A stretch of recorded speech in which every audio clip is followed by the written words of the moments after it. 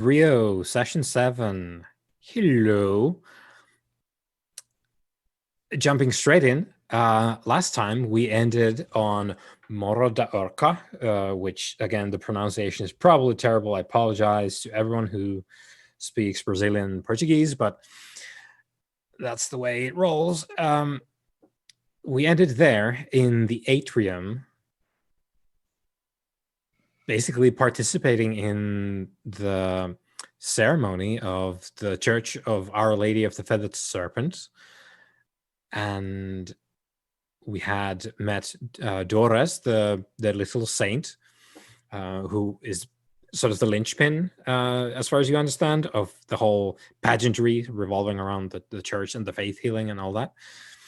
You had previously killed her father in a favela alley, and you participated in the ceremony. You listened to the wealthy patron, supposedly of the church, give a speech about how Doris healed him, and then you watched the congregants drink the sacrament, which is ayahuasca in this case, and Doris go through the attendants of the ceremony and heal them, draw out the black mud and all their frailties and flaws, and heal them with the power granted to her by God.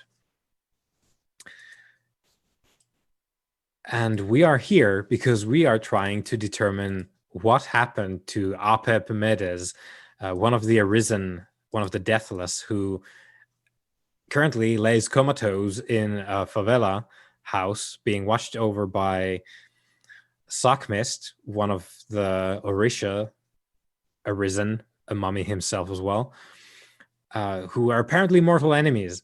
So Apep Medes is there at the mercy of Sockmist currently, but you are trying to determine what actually happened to him, because this is unprecedented as far as you recall. And we are here now in this ceremony, having also invited one of the other Arisen to participate along with you. So we have, let's see, where is that? There it is. So we have Ib Sheta, the guillotine of innocence, with us here. A wonderful person that he is. He seemed to be fairly like laissez-faire about the ayahuasca. Sort of like, oh yeah, this is something like they do. He seemed to be like familiar with the substance and thought nothing of it. He knocked it back, blacked out immediately,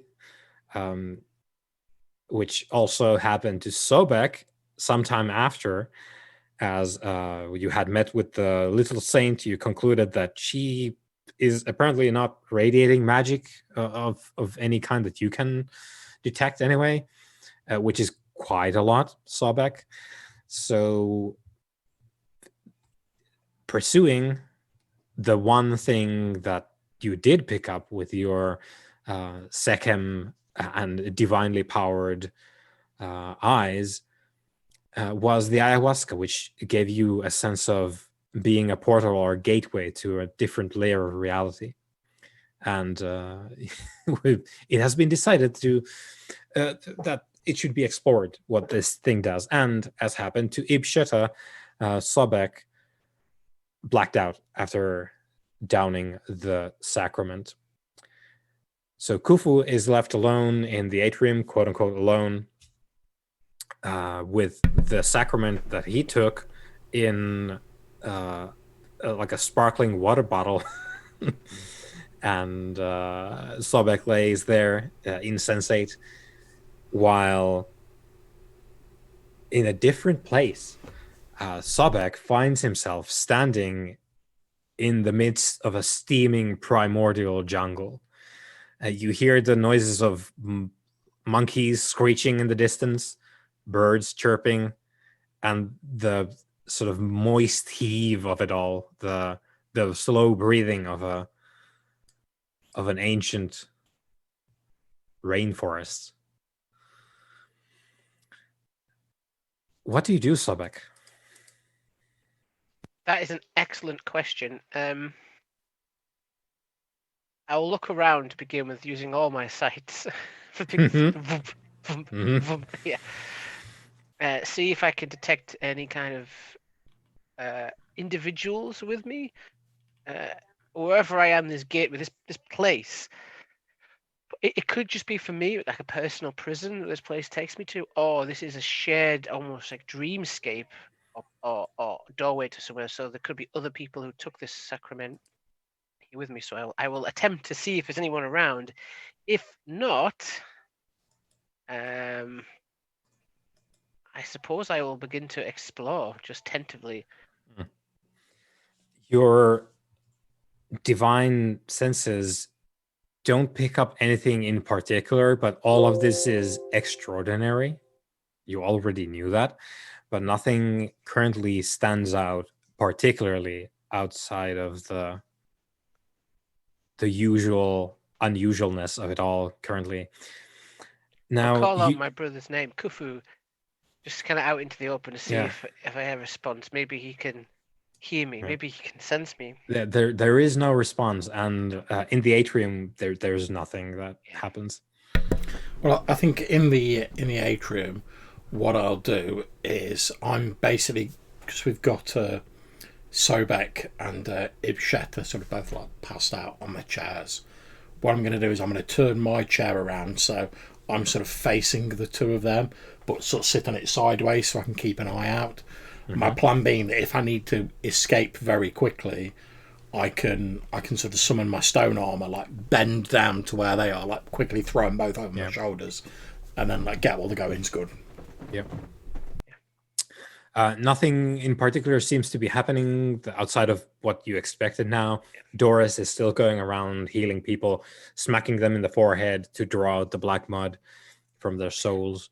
One thing I should just want to check before I get eaten by something is, does like stepping into this mental landscape. I don't even know if I'm physically here or not. Probably not. You do know that. Let me see. So you feel insubstantial, and you know that somehow your body that you can see if you look at your hand, Okay. it's not your actual real body, but some kind of a mental or a spiritual shadow of your Sahu.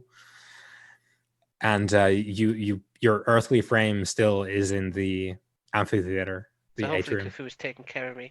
But the reason I asked, because I was just wondering if this counts as like a sort of knowledgeable suit that would allow me to restore some of my pillars while I'm, because I may need the juice very soon. Well, definitely. If you do dig into whatever this is, that would be something worthwhile. I'm very much in it right now. I can't get much more in it. Yeah, but the thing is, you need to understand it. Yeah. Oh, that's true. So I'm an extremely powerful undead individual, driven by the judges and my goal for knowledge and to bring the transgressors of the divine to heal, and yet I have no idea what's going on here. Yeah. A jungle was not part of your job description. Was not. Is there any creatures, any like birds, insects? Are these things here, or is it just like a forest? That part you don't know. Your understanding extends only as far as your own reconstituted body in the form of your Sahu goes. So when you hear the monkeys in the distance, that sounds real. When you watch a bird fly, that seems real. Okay. But of course, you already know that your current existence here is somewhat my unreal. senses out, right? Because if my buddy, what's his face, Ibsheta, if he's here with me, then potentially I can sense his Sekhem. So is there any indication that he is present in my vicinity? Not currently. Currently, okay. Then I will explore forward and try and find any sign of civilization. Right. So you spend a bit of time taking in your surroundings, what things feel like, what they look like to your enhanced senses. Yeah. And you note that there are no landmarks. It's all trees and undergrowth. I'm not afraid. I'm older than most forests. Yeah. You know what I mean? I mean, a forest is not an enemy.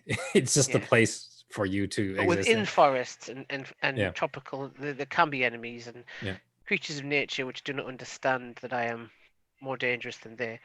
Yeah. So there's not a lot of landmarks to go around. However, you note that as you take a bit of a tentative exploratory walk to an arbitrary direction, you note that no matter where you turn here, you see in the distance Morro da Urca, the smaller mountain that you were in the physical world. So it seems like as you walk in the fairly dense jungle, Okay.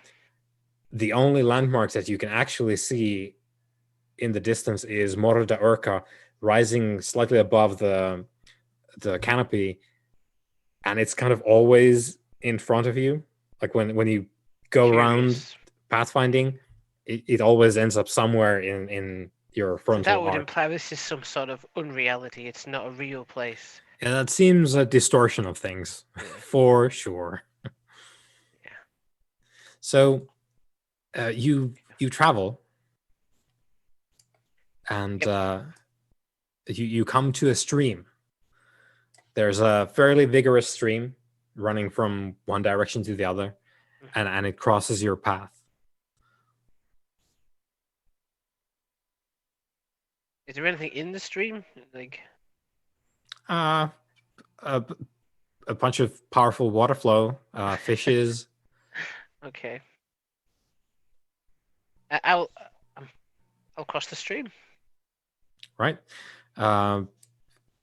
Please give us a dexterity athletics to cross the stream, I mean, Mr. Mummy. if you, I mean, okay. Don't cross the streams. Okay. If you're sure about this. Okay, guys. Okay, let's just deactivate my. Can I deactivate my gun? I'm not. That's not attack roll. I should be all right.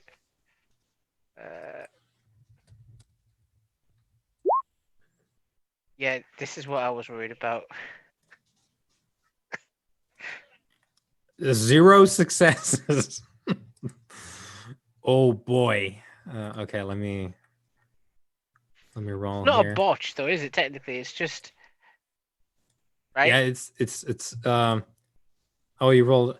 I will look this up now because I meant to earlier, but again, for all the things that are happening this year, I seem to not have time. So let me just look this up. Because I know what it is in the other version of reality, but I need to look it up in the new version as well. What is a botch?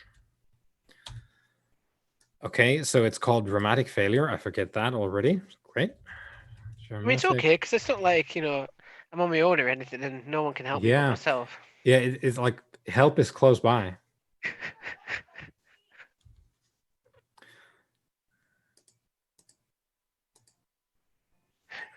Okay. If I die here, do you know what? Let's not think about that too hard. Yeah. Okay, I think I have it here. No, that's talking about chance dice. Okay, next. Dramatic failure. Oh, here we go. A result. Okay, so it's only on a chance dice. Oh, chance roll, sorry. So whenever modifiers reduce your dice pool to 0 or fewer dice, you may make a chance roll on a single die. Unlike a normal dice roll, the chance of a chance roll succeeds only on a result of 10, whereas a result of 1 causes a dramatic failure. That seems interesting. I haven't super dug into these New World of Darkness rules, and what little I have, I do not remember, as is apparent. But we have learned that dramatic failures only occur on a chance roll. Huh. Okay, well, you are definitely not at 0 dice, so you're good. You just failed. That's still not great, but it's not great. Does it's that not mean a I case go of flying down the river for a bit? Yeah. You didn't completely wreck it. So I'll go here.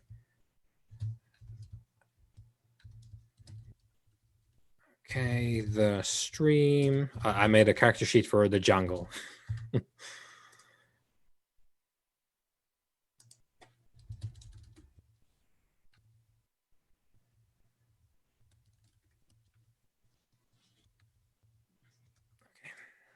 Here we go.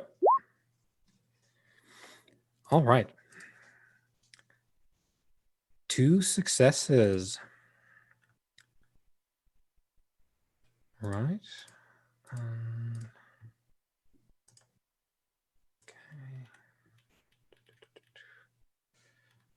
I like the idea that every scene in this game now has its own character sheet.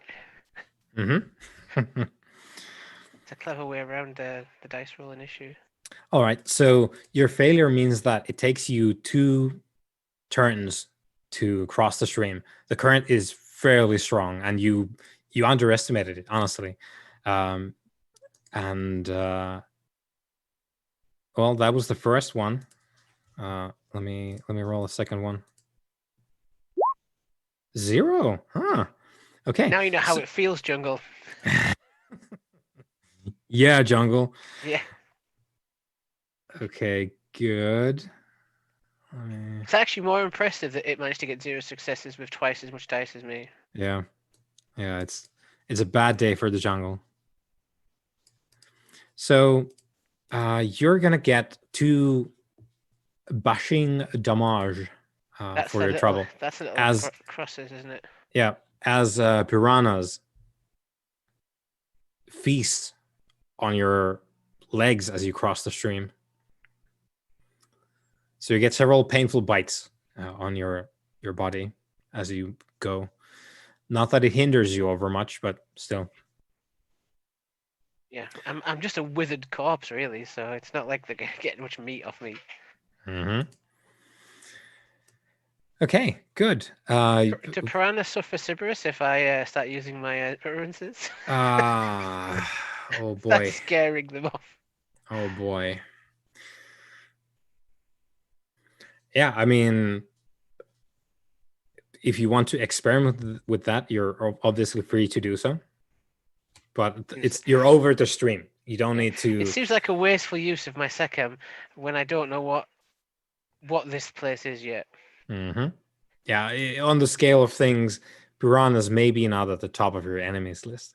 Not at the bottom though either. No. Not anymore. No, they first blood. They've been bumped up a few notches. Yeah. So you've crossed the stream now with several like bleeding bites on your legs. What do you do? I think I don't have any other information to go on right now, so I'll head towards the mountain. I suppose that's the obvious. That's like the kind of cognitive thing that's being in decline. The mountain is ever present. Yep, and it always is in your field of vision when you look up. So that's. And be more careful if I come across any forces of nature. Yeah, which that's a good segue to you rolling wits and survival as you traverse the jungle towards Morga Urka. Wits, I'm a bit better with wits, but survival. I have 0 dice in. Does that incur a penalty? 0 dice is a chance die, so you roll. Or do you have 0 dice overall? No, I know I have 3 wits, but 0 survival. Yeah, you just click both of those, and it will roll the adequate amount. And it should put it puts in the minus there as well. Yeah. So sure 1 success. Usually, I have some servant of the era I'm living in to direct me. I don't have to find my own way. If this was Eremite, I would know exactly where I am. Mm-hmm. So let's see again. Okay. Right. So again, please, and we're rolling a fair bit of dice here. Dexterity and athletics, please, as you step on a tripwire. What? Mm-hmm. What? Is this place meant to kill me? Take that, jungle. Take that. Okay, let's see. My body moving at all in the real world is like No, We'll start there's bleeding or nothing anything. happening in the amphitheater. Right. So what happens is you step on the tripwire, you hear the snap and the whirl of something above, and you glance up because of your 2 successes. You needed more, but your 2 successes gives you the like preview of things to come. From the canopy, spears fall down on you, and you get impaled. Like through your abdomen comes one spear. Just smashes right through. 2 lethal damage. okay. So do I upgrade the bashing damage to lethal? Also, sorry, I entirely forgot because I'm looking at 3 PDFs at once. You've got 2 bashing from the piranhas, Yep. and 2 lethal from yawn spears. Yeah. So that all goes to your willpower. So My 4 willpower, kaput. Oh, so I don't take the damage, just the willpower. Yeah, it hurts your willpower. Okay, that's more worrying than just taking Sorry, damage. I was supposed to have that ready to go, but No, that's all right. Don't worry about it. slipped in my mind. But yeah, so you get the spear in your gut from the canopy where there is no place for a spear to hang. It falls down on you, pierces your gut, and you lose 2 willpower points.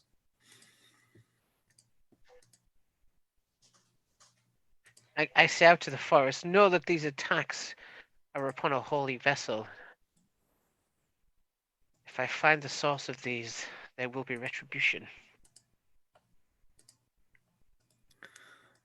Nothing. Yeah, you hear the distant of a primate of some kind. Actually, do I have my gun on me, or is that not present?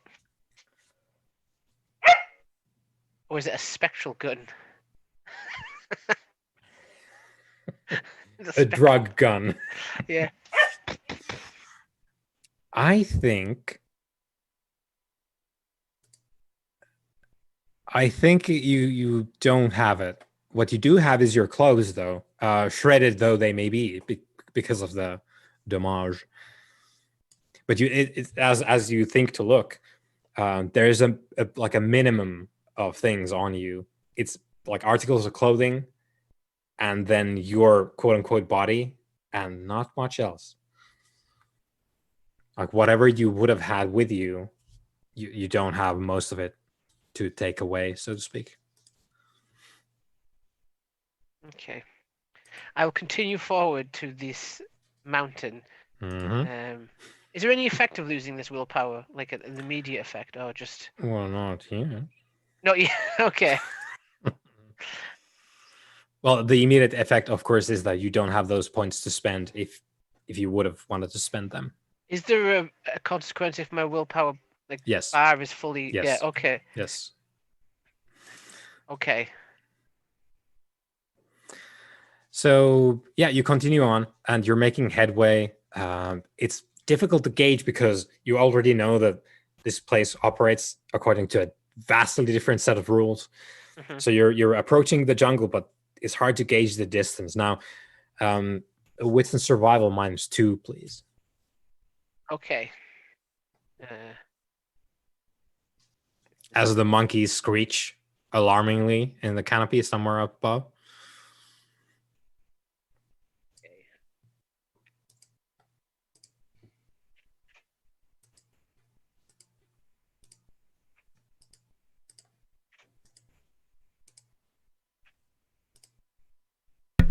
Can I just ask a quick question while Matthew's making that roll? Obviously, in the real world, in inverted commas, obviously when the little saint was walking around, she didn't really spend much time talking to us because we'd not been down with the whole trippy sacrament. Has she shown any signs of coming over to us? Because obviously Ibsheta and Sobek are out for the count. Well, she already did the thing with Ibsheta, and you hadn't taken yours yet, Swabek, at that time. So she just discussed with you briefly and then moved on because you didn't do it. Yeah, I just wondered, like, now obviously Sobek, obviously, if you look Yeah. at him, has taken it, whether she's going to Yeah. like come over and... Yeah, probably. But she's making the rounds first and Yeah. like tracing back to attend to the people who Yeah. maybe came in late and that kind of thing. I'm not expecting anything untoward to happen, but while she's going around, obviously I'm staying with Ibsheta and Sobek, but I'm going to be paying like attention to like exactly what she does as she goes to each person and sort of keeping an eye on her as she sort of makes her rounds. I'm not expecting anything to happen, but just in case. Yeah, for sure. So, Sobek, your roll there looks like you have 0 dice with your minuses. Yeah, it's true. You know, So because it's you know, this traps is into a jungle isn't my forte. this is the chance die roll, Matthew, Okay. because you have no dice to roll, so you get to roll 1 die. Let's just put the slash 1d10. 1d10. Yeah, and if this is a 1, that's the bad times. That's also a bad time, but it's not as bad a time as the 1 would have been. Is that like a double botch? Is that like, is that like the worst roll possible? That's just like game over, man. Okay, where are we? Warehouse. You know, I don't suppose any of my charmed life thing works here, does it? That I just happen to know where I'm going. I'm unplugging at strings here, but yeah, you've managed to not step into any like ant nests, and no snakes have bitten your heels. That kind of thing. Birds haven't shat on you, so it's true. You're doing great as you walk into a quicksand pit, and you note it fairly quickly as you start like just falling in to the sand, and you are eventually going to get out of it. So I think we're not going to spend too much time on that. It's just a matter of time, really, like how long you spend on it. We don't need time relative. Is time important here? Yeah, does time exist when you're high? Yeah. Who even knows? Do I take more willpower damage from this situation? No, and that's the thing. Like, this is purely about the time.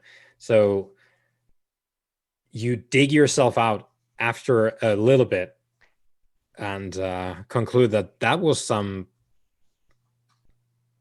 unnecessary horse shit that just the jungle threw your way. In a weirdly emotional pang, I miss my brother not being here, because he is much better at this direct and forceful nature. He would cut through this forest like it was a tree to be felled. He would use his mind as a machete to forge a path. I'm more ponderous, and this is not my natural climate. It's awfully physical somehow. And you are a man of the letters. And the words are powerful, but they do not get you out of sand pits. No, no, they don't. Especially very quickly. But you do get out of there, but some time has passed.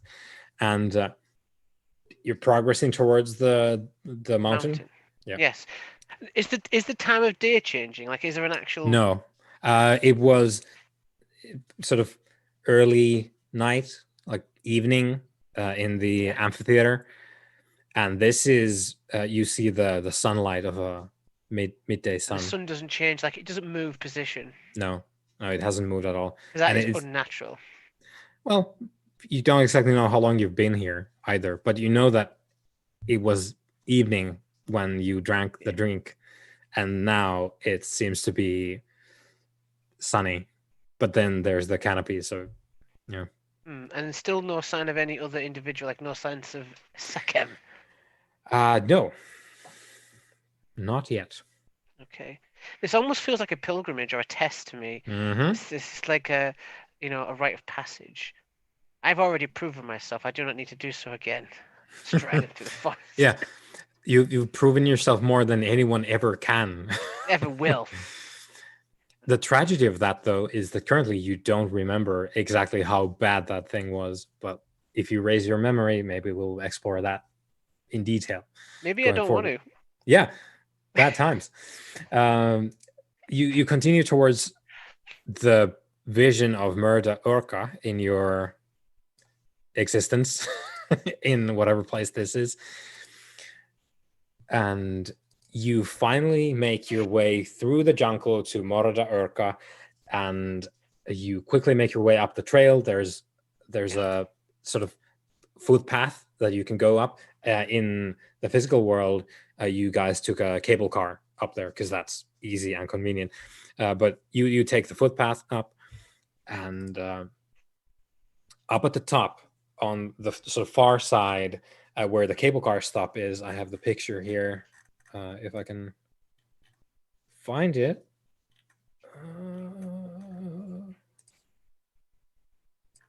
Location. Oh, there we go. So there's Murda Urka, and you see Sugarloaf is the one in the distance, right? The picture has been taken from Murda Urka, the landing, sort of where your amphitheater is. So there's the cable car stop, which we can see the cables extend from. Mm-hmm.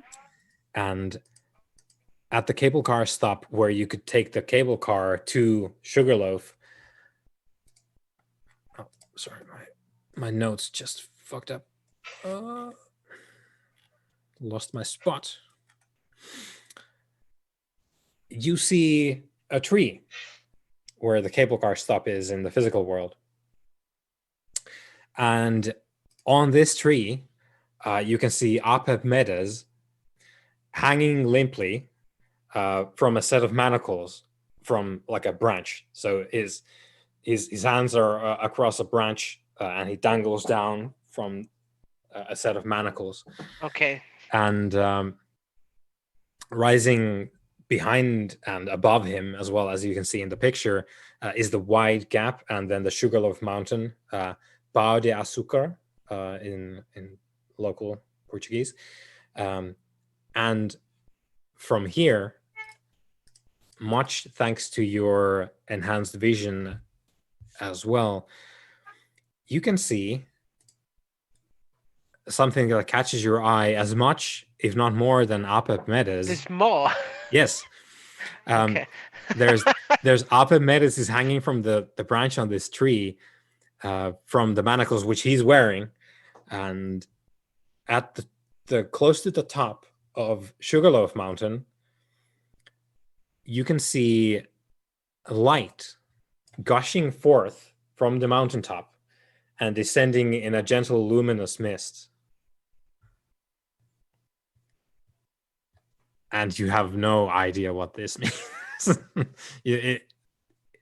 But it is wondrous, and you can tell because your sight gives you sort of intuition more than anything else. But now you have visual as well.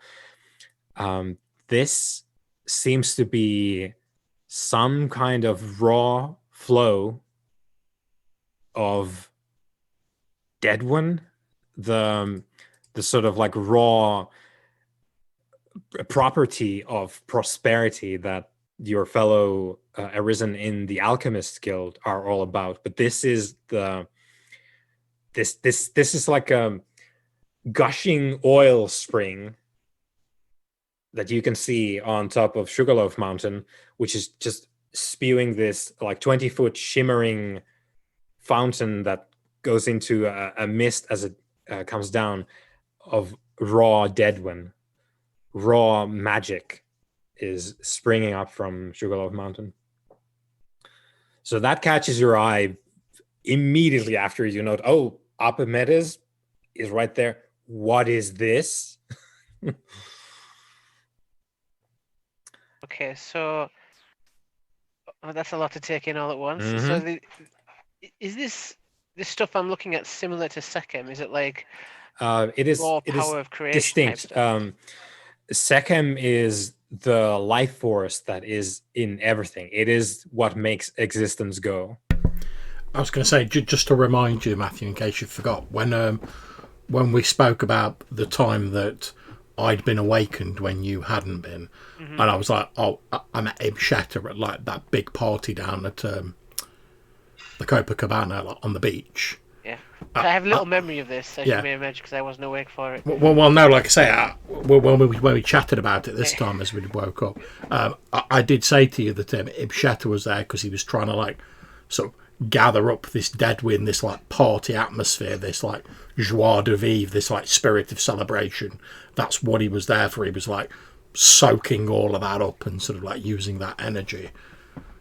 So Right. I've had a little bit of experience with Deadwind. I don't know a lot about it, but it is that sort of, it's that essence of like life energy, effectively. Magic. Yeah.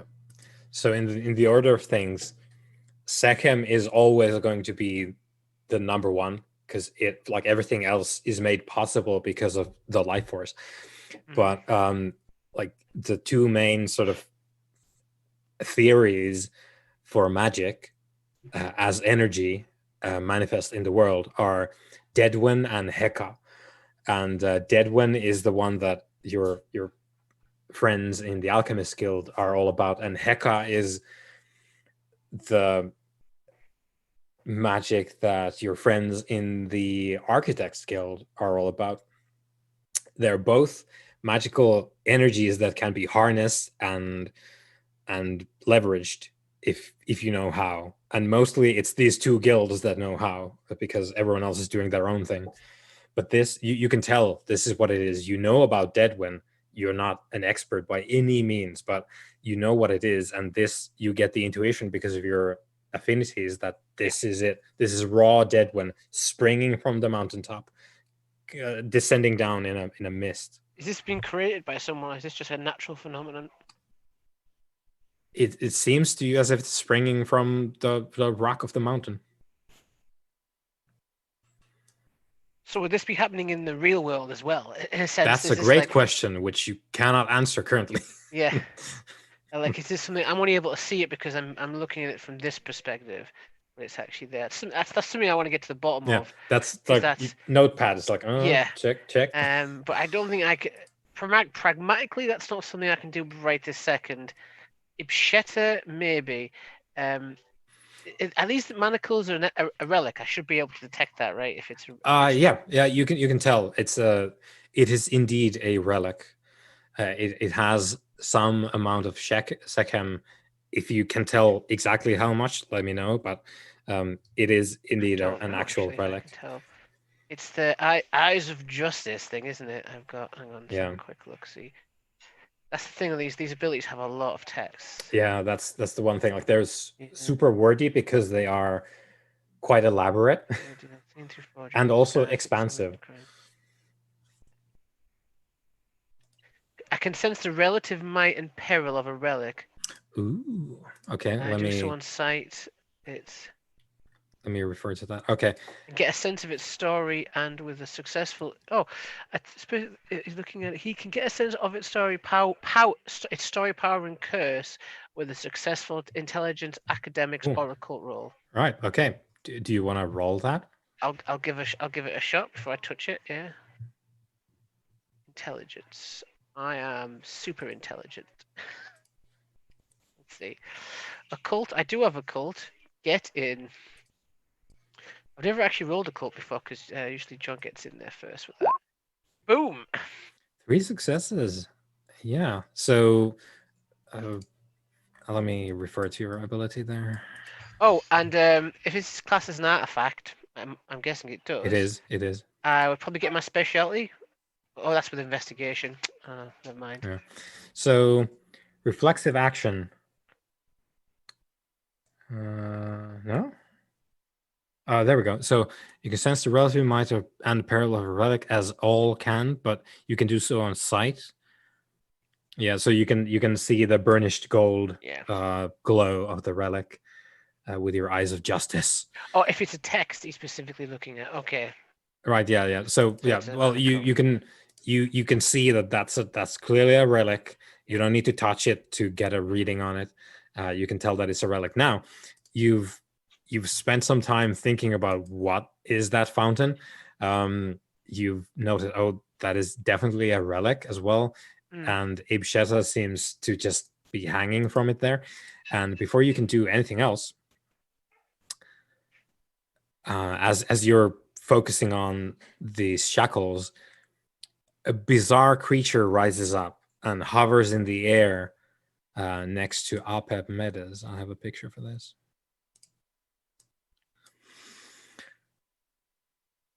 Here we go. Bizarre creature. It is part macaw, part anaconda, part jaguar. Oh, I couldn't see the jaguar part until I zoomed in. Okay, yeah. Mhm. Okay, that is bizarre. That is well descriptive of a bizarre creature. Mm-hmm. And this creature, it's the size of a large, when I say large cat, I mean like lion or a jaguar, not a big house cat. So it's the size of a jaguar. Let's go with that for ease of reference. And it's hovering with its wings next to Apep Medes, and opens its its beak.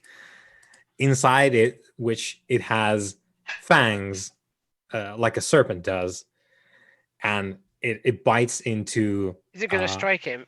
Yes. If it goes to strike him, I'll probably try and I will stop it. I will attempt to intervene. Yeah, you will attempt, and you will be too late, as it does this immediately. Immediately. Yeah. You will have your chance to do whatever it is in the immediate aftermath. The fangs go into Apep Meadows. The thing like beats the pinions and like basically bounces off the Morada de Urca plateau a bit where you and Apep Meadows currently are, and starts flapping to Sugarloaf. What do? Can I grab it? Is it too Yeah, if far? you want to run after it, jump after it, and try and grab it from the air, you can try. I will attempt to do that. I will attempt to. It has just attacked, one of the instruments of the judges. This is clearly an insult to their will, and I will not brook it. Not for a day. Unfortunately, I can't fly. That is not one of the gifts bestowed to me. Yeah, I will say, like, failure in this, probably not great. Yeah. I mean, I can see it clearly. Yeah, you know exactly where it is.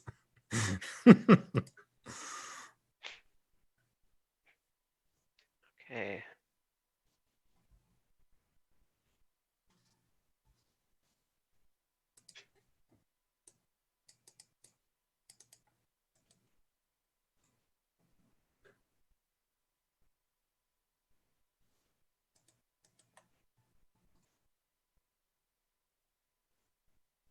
I'll attempt to get it and destroy it if I can. Yeah. What is, like? Give us a roll of a kind.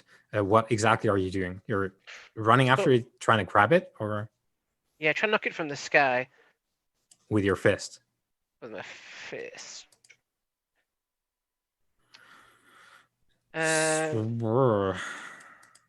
Okay, yeah, I guess like strength and brawl. Am I able to pick up like a stone or something and try and knock it out of the sky? If you want to throw a stone, Yeah, that's also an option. I will attempt to do so. Mm-hmm. Am I able to use my firearm skill in this case? Or is this not count as that? Like, It is not, in fact, a firearm. No. So I would say dexterity and athletics for throwing stuff. Okay. Without actually looking what the throwing, because there's bound to be a maneuver. There is bound to be, yeah. But okay. I don't want to look it up. Can I apply my specialization here, or is that linked only Trick to firearms? shot? Yeah. Yeah, well, it is linked to the skill itself. Yeah. Okay.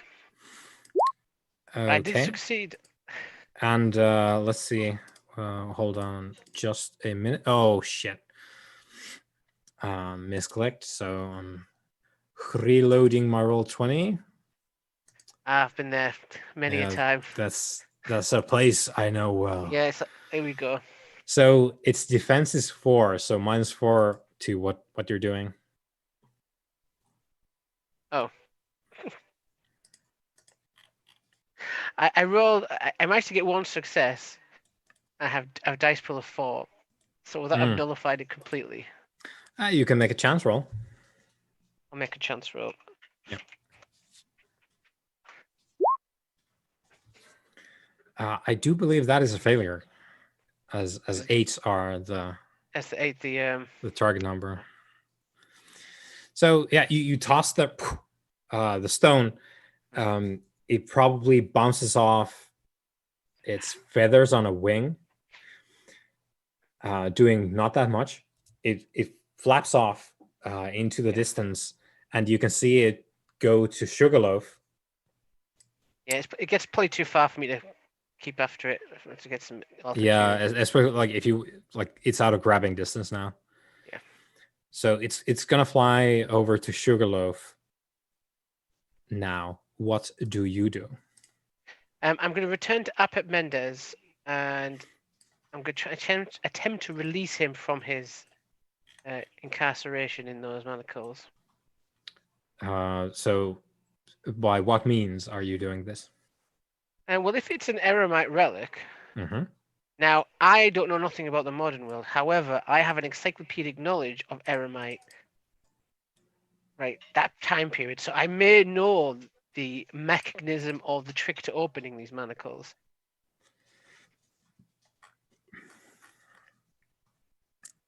Let's see.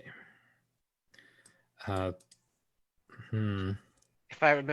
that's how I remember, my encyclopedic knowledge is mainly the original Eremite. Yeah, your encyclopedic knowledge is like, this is how they made beer in Iran, and this is how to make sandals in the old style.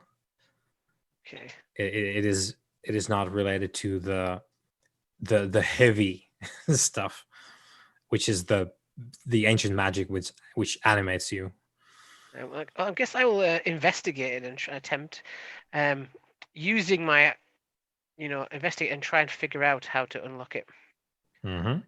Which I'm guessing is going to be a roll. Yeah, if you want to, if you touch the thing, you can probably figure out some of what it does. I will. He may be interesting arisen, but he is still an ally at present. And technically, I did bring him here. I didn't make him drink this stuff though. So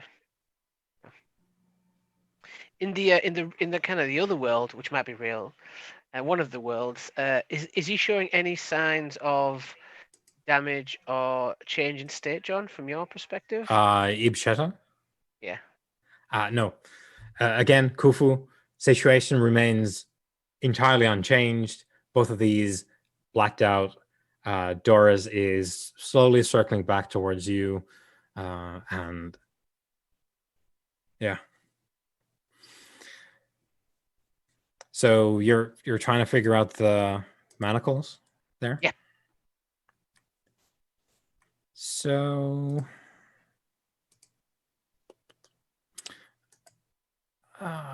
to open them or what? Yeah, to open them, to release him from, at least Ibsheta from this. Let's go with intelligence and occult. Intelligence and occult.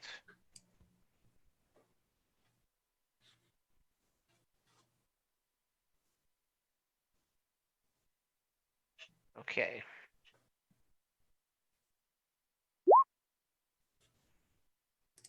See, looking at stuff is more my forte. This is what I'm built for. Yeah. Figuring out the secrets of the universe. You're in your element now. Yes. Research.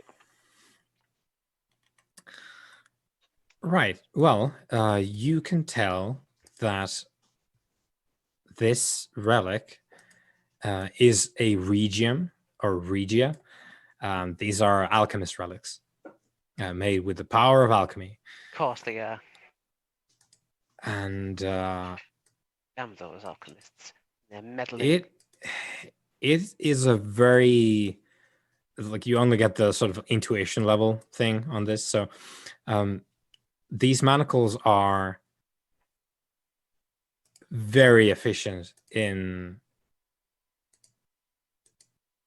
keeping someone captive. You don't understand the exact details of it, but you get the impression, the intuition that Apep Medes is not going to be able to do anything to get out of these. Unless Which is somewhat disturbing, given that you know that Apep Medes is an arisen, and you can do a lot. And you get you intuit the idea that Apep Medes has basically been defeated by this relic. He will not be able to overcome the relic.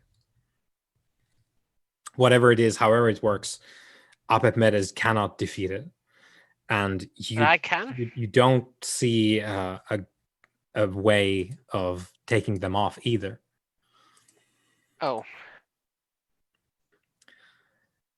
Now, as you ponder the mysteries of this relic, which the implications make of them what you will, you glance at Sugarloaf, and this Amkat, let's call it what it is, this Amkat flies to Sugarloaf. There's a string of Deadwen, and it sort of spasms in the air, and it retches a stream of some kind of bile, which reads to your god sight as like there's like driblets of Sekhem in it, and it spits this bile into the fount of Deadwen.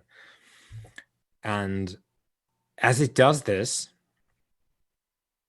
the stream darkens immediately, and the luminous mist that drifts down from the spring turns into sooty smoke, and it floats down from Sugarloaf over to Rio like cinders on the evening air.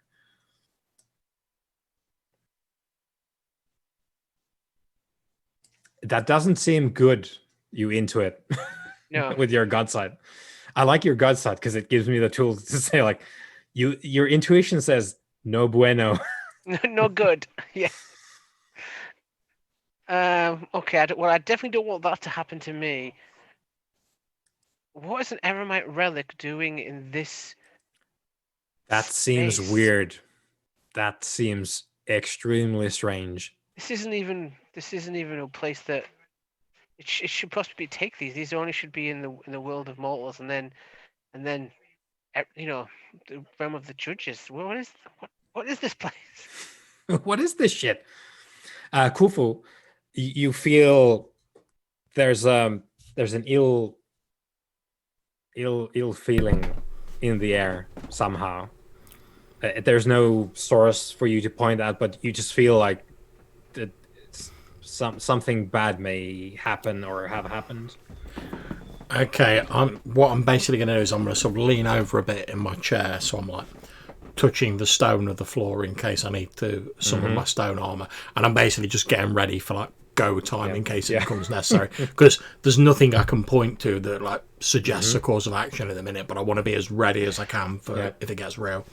Yeah, so you're there as if you were playing American football, ready to go.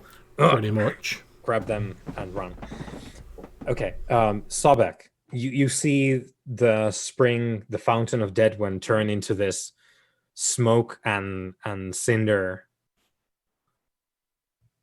What do? You can see the Amkat turn back. It's flying towards you and Apep Medes again. Yeah, it is. Well, I'm no coward. I'm going to face it if I must.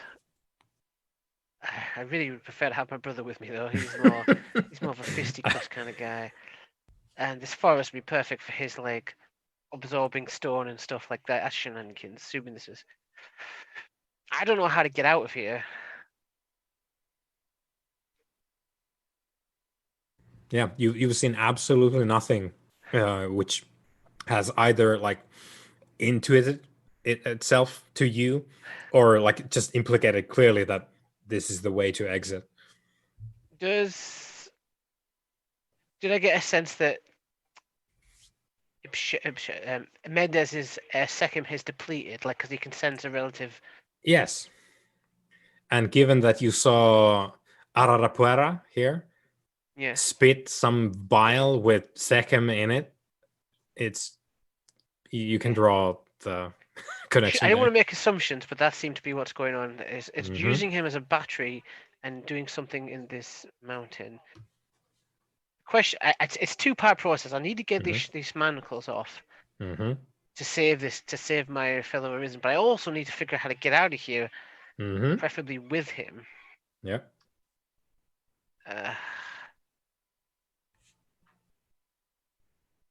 I think as you ponder this, the imponderables, Yeah. You can you can hear steps from behind you, and with a quick glance, you conclude that it is Ibsheta. He's Thank walking God. there. He's wearing his fantastic suit, which is shredded to shit. He's got like arrows, like sticking out of his body, and he's carrying, I think,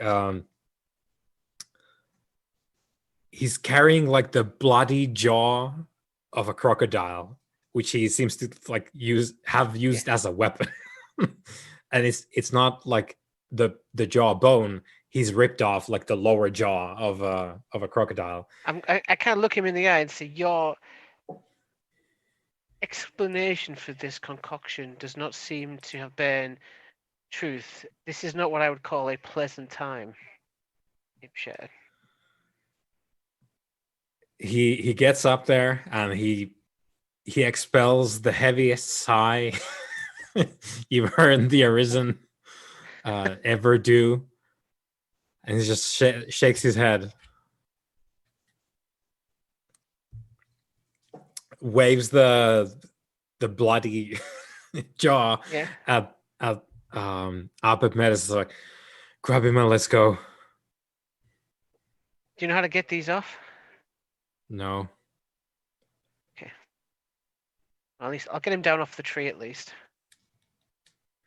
Okay. I gesture at the returning MCAT thing. And I think that's coming. That's Ibshed as you get to like, oh, I'm gonna get you off the branch here, and you gesture like that thing, and Ibshed is just like, oh, what now? What is?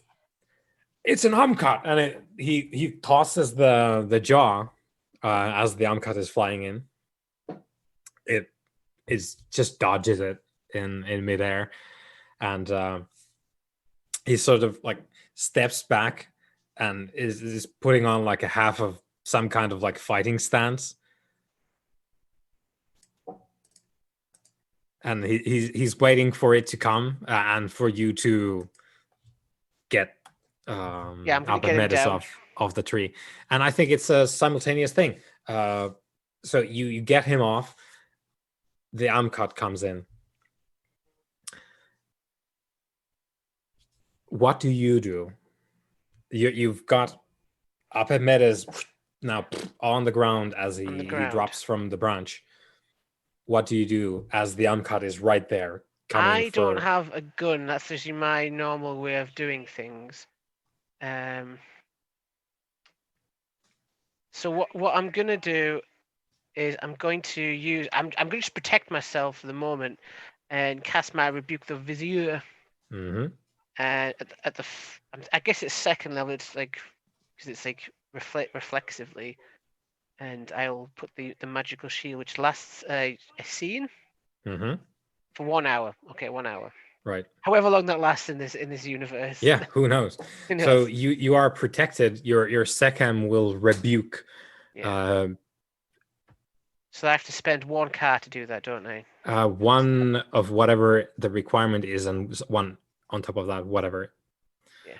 Like any choice, and then one of the explicit thing that the tier requires. Yeah. So you protect yourself with your sheath of Sekhem. Yep. And the Amcut comes in. My theory is it could bite me. Yeah. But whatever, it can't. It might not be able to take my second if I have the shield up.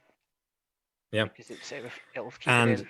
it comes, and you're putting your faith in the utterance to protect you. And It's the either that or Amcut, stopping it from being able to talk, and I don't think that's going to help right now. the Amcut Yeah. bites into Apep Metis's leg, and once again, like, beats off with the wings, like bounces back from the top. I'm gonna try and smack it as hard as I can. Okay. You go on ahead. You are assisted by Ibsheta here. Okay, so he's gonna come in and assist strength you. and brawl. Yeah, that sounds great, and you can add in an extra from Ibsheta. Okay, that's good because that might count out the minus I'm gonna get. Just 1 dice bonus. Yeah, Panda. Yeah. Okay.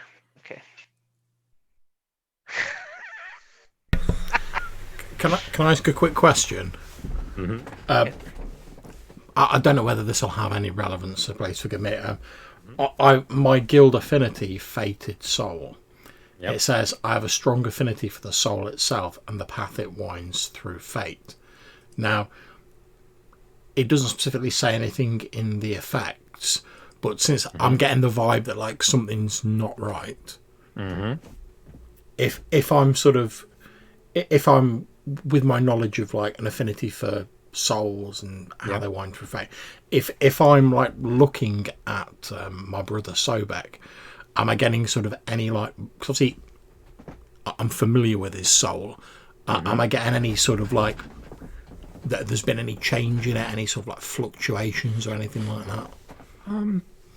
No, and that's a definite. Like, nothing for him or Ibsheta has essentially changed from previous. So whatever it is that you're feeling, either it's not specifically touching these two, or it just it has nothing to do with them. See, what I'm wondering, and again, I don't know if this is even possible, is would it be possible for me to transfer some of my Sekhem to Sobek? It is not possible. Okay, no problem. Just thought I'd check. Nope. It is explicitly tied to the right that powers you, and that the thing that regulates that is your judge, and that's their Sekhem, essentially. What's going on there? No worries. So basically, you're getting like your heckles, the hair on the back of your corpse is rising, but there's no, like, not, at least not here. Nothing's kicking off right now, and Sobek is still good, quote unquote. But Sobek, that is abysmal. So you and Ibsheta like lunge after it, and I think for your troubles you get the jaguar claws, and it just flies off to Sugarloaf. Again, there's the bile goes into the fountain, and there's another wave. It never got clearer, but there's another like smoke wave coming down now, carrying the. I love being the millennia-old mummy being so ineffectual. Yeah, it's not the usual experience. Has there been any change in like the little saint? Because obviously she obviously has some connection to the feathered serpent, that's been like established. Has there been any change in her? Obviously, I don't know all this is going on, but I'm getting the sort of like, there's that general unease, something's going down. I don't know what it is. But since I was watching her, has there been any sort of change in her? Anything that's happened with her?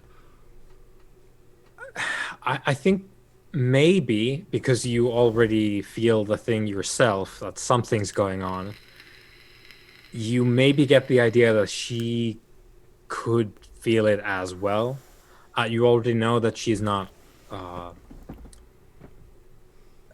wizard, I guess. Or at least she's not magical Yeah. herself as such. Yeah, yeah, but you get the idea just by deduction that maybe she can feel this as well.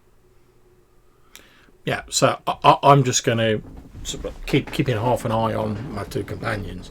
I'm just going to get up, walk over to her, and presumably I've noticed that like she seems maybe a little bit uneasy as well. Yeah. And I'm just going to walk over it to her. Again, no nonsense. Yeah. Take decisive action. I'm just going to walk over to her and say something is wrong. She nods I and, can and feel it. she nods and says, "There's so much work left to be done in the world, and I thank God for giving me this task when I'm still so young. I have so many years left to do this." My brother and my friend have partaken of your sacrament, and neither of them awakens. It takes some time for the sacrament to run its course.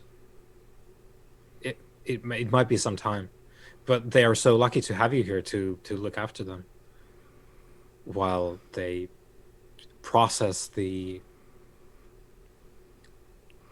darkness Indeed, out of their bodies. I have a feeling that all is not well with them. I will attend to them if that would. It would set my mind at rest. Thank you. All of this is God's work. And with those words, like she starts accompanying you, but I think as she sort of walks past me, she's like, "Oh, this is God's work." I'm like, "Oh."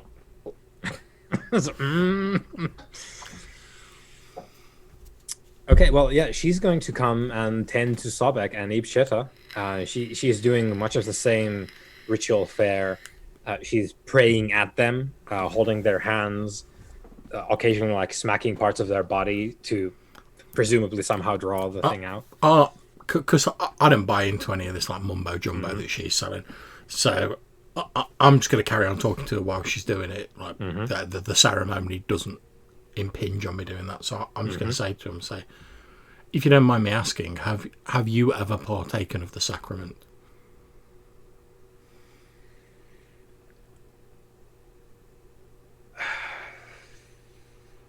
I have been given the responsibility to provide it to others, and my burden and contrition lies elsewhere. And she is fairly elaborate, as you might be able to tell with the words, for a fairly young child. I have partaken of the vine of the Spirit before, but it is not for me. It is for me to provide to others. I pray in my own way. Right. Now, just to clue you in on what I'm thinking, I'm half tempted, because I'm like stood behind her, just to like whoop out that bottle and be like, This is like, see ya. yeah, there you go. Go on your spirit quest. See how you like it. I'm basically going to have a quick look around. Like, are there any people like watching her or like keeping an eye on us? Yeah. There's attendants of the church as well as hired security guards present. To obviously want to have some kind of guards up here with a whole bunch of people doing psychedelics. So right. I would like to apologise for what I'm about to do, Matthew, just in advance. Right, what I'm going to do is... Why? What are you about to do, John? Is I'm going to activate my utterance and summon the stone to like armour me, which should hopefully cause Sybaris. yeah, it does. Terror Sybaris. Yeah, so I'm going to be like, oh, that's them guards taken care of. Highly likely. Also, I want to see what effect it has on the little saint. If she's at all like... If she's like collapsed, I'm just going to be like, there you go, there's some sacrament for you. if she's like still keeping it together, she's been doing about gods and whatever. I'm now stood in front of her as like a giant stone man, like radiating like pure power, and I'm just gonna like hold it out to her. But basically it's morphing time, and I'm gonna get some of that sacrament down her. Yeah. Let us refer to Terra Subaris now, because that is what happens when you use one of your utterances. Now, we haven't talked about this previously, but utterances, it refers to you speaking, obviously, but it is not the base speech that mortal throats do. It can be that as well, but truly, you need not have a throat to be able to use these, because it is your soul that speaks it, not your throat. So you activate your utterance. I'll give it some like spirits of earth and stone, gird me that I may carry out the will of the judges in this world. Good stuff. I will. Let's see. Gonna make a character for the amphitheater, because that's gonna be everyone inside. Okay, the amphitheater, and the role is, where is it? Resolve and composure. Okay. Well, these folks are probably. I'll say one thing as well, Matthew. This place is about to get a new statue in it. Yeah, this is when things go really weird. I think. Okay, so composure, resolve. They have above average resolve because they're dedicated nature religious folk. Yeah. But they have average composure. Okay. Amphitheater. Yeah. Witness me. Okay, so they're all the 2. Let me refer to Le Chart. Oh, great. Oh, yeah, this is... So...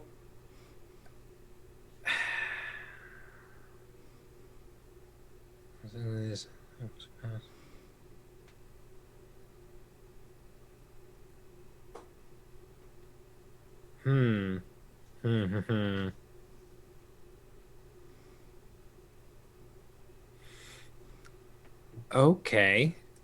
So what happens is your soul speaks the utterance "dust beneath feet" as basically the floor is scourged and comes up as dust and forms a protective layer of rock on you. The radiating power of Sekhem invokes the terror Subaris, the sickness in the present mortals. Now, everyone who's not here because they had ayahuasca, the sacrament, they will not be affected by this because they are not here. That's fine. They are out of their minds, and the people who are here are the attendants, the security guards, and the little saint. And we've rolled a 2, and that means that everyone here grabs something in absolute terror. Security guards will be grabbing their guns. That's the bad part. I'm assuming they've gone for the fight and flight. And I'm reading this as they are...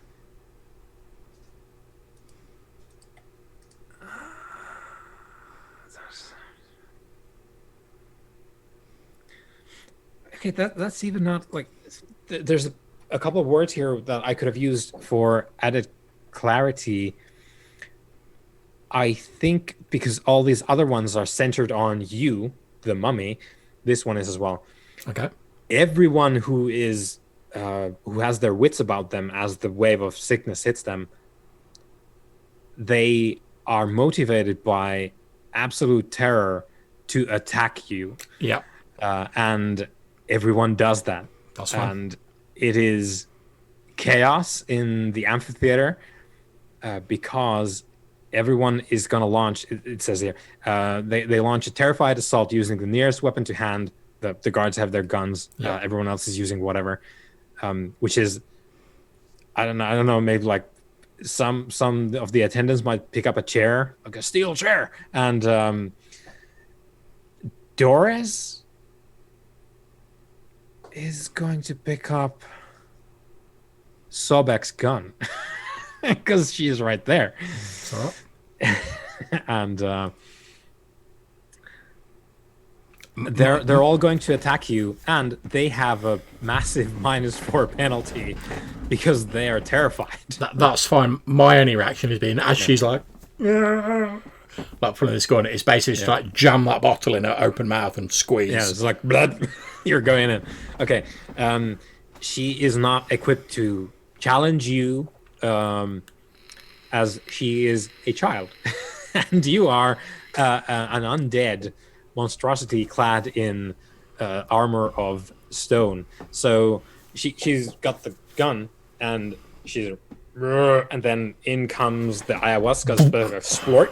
Here you go, and yeah, she can't do anything aside from just departing this plane as the ayahuasca carries her away. The gun clatters to the floor, and she falls as well.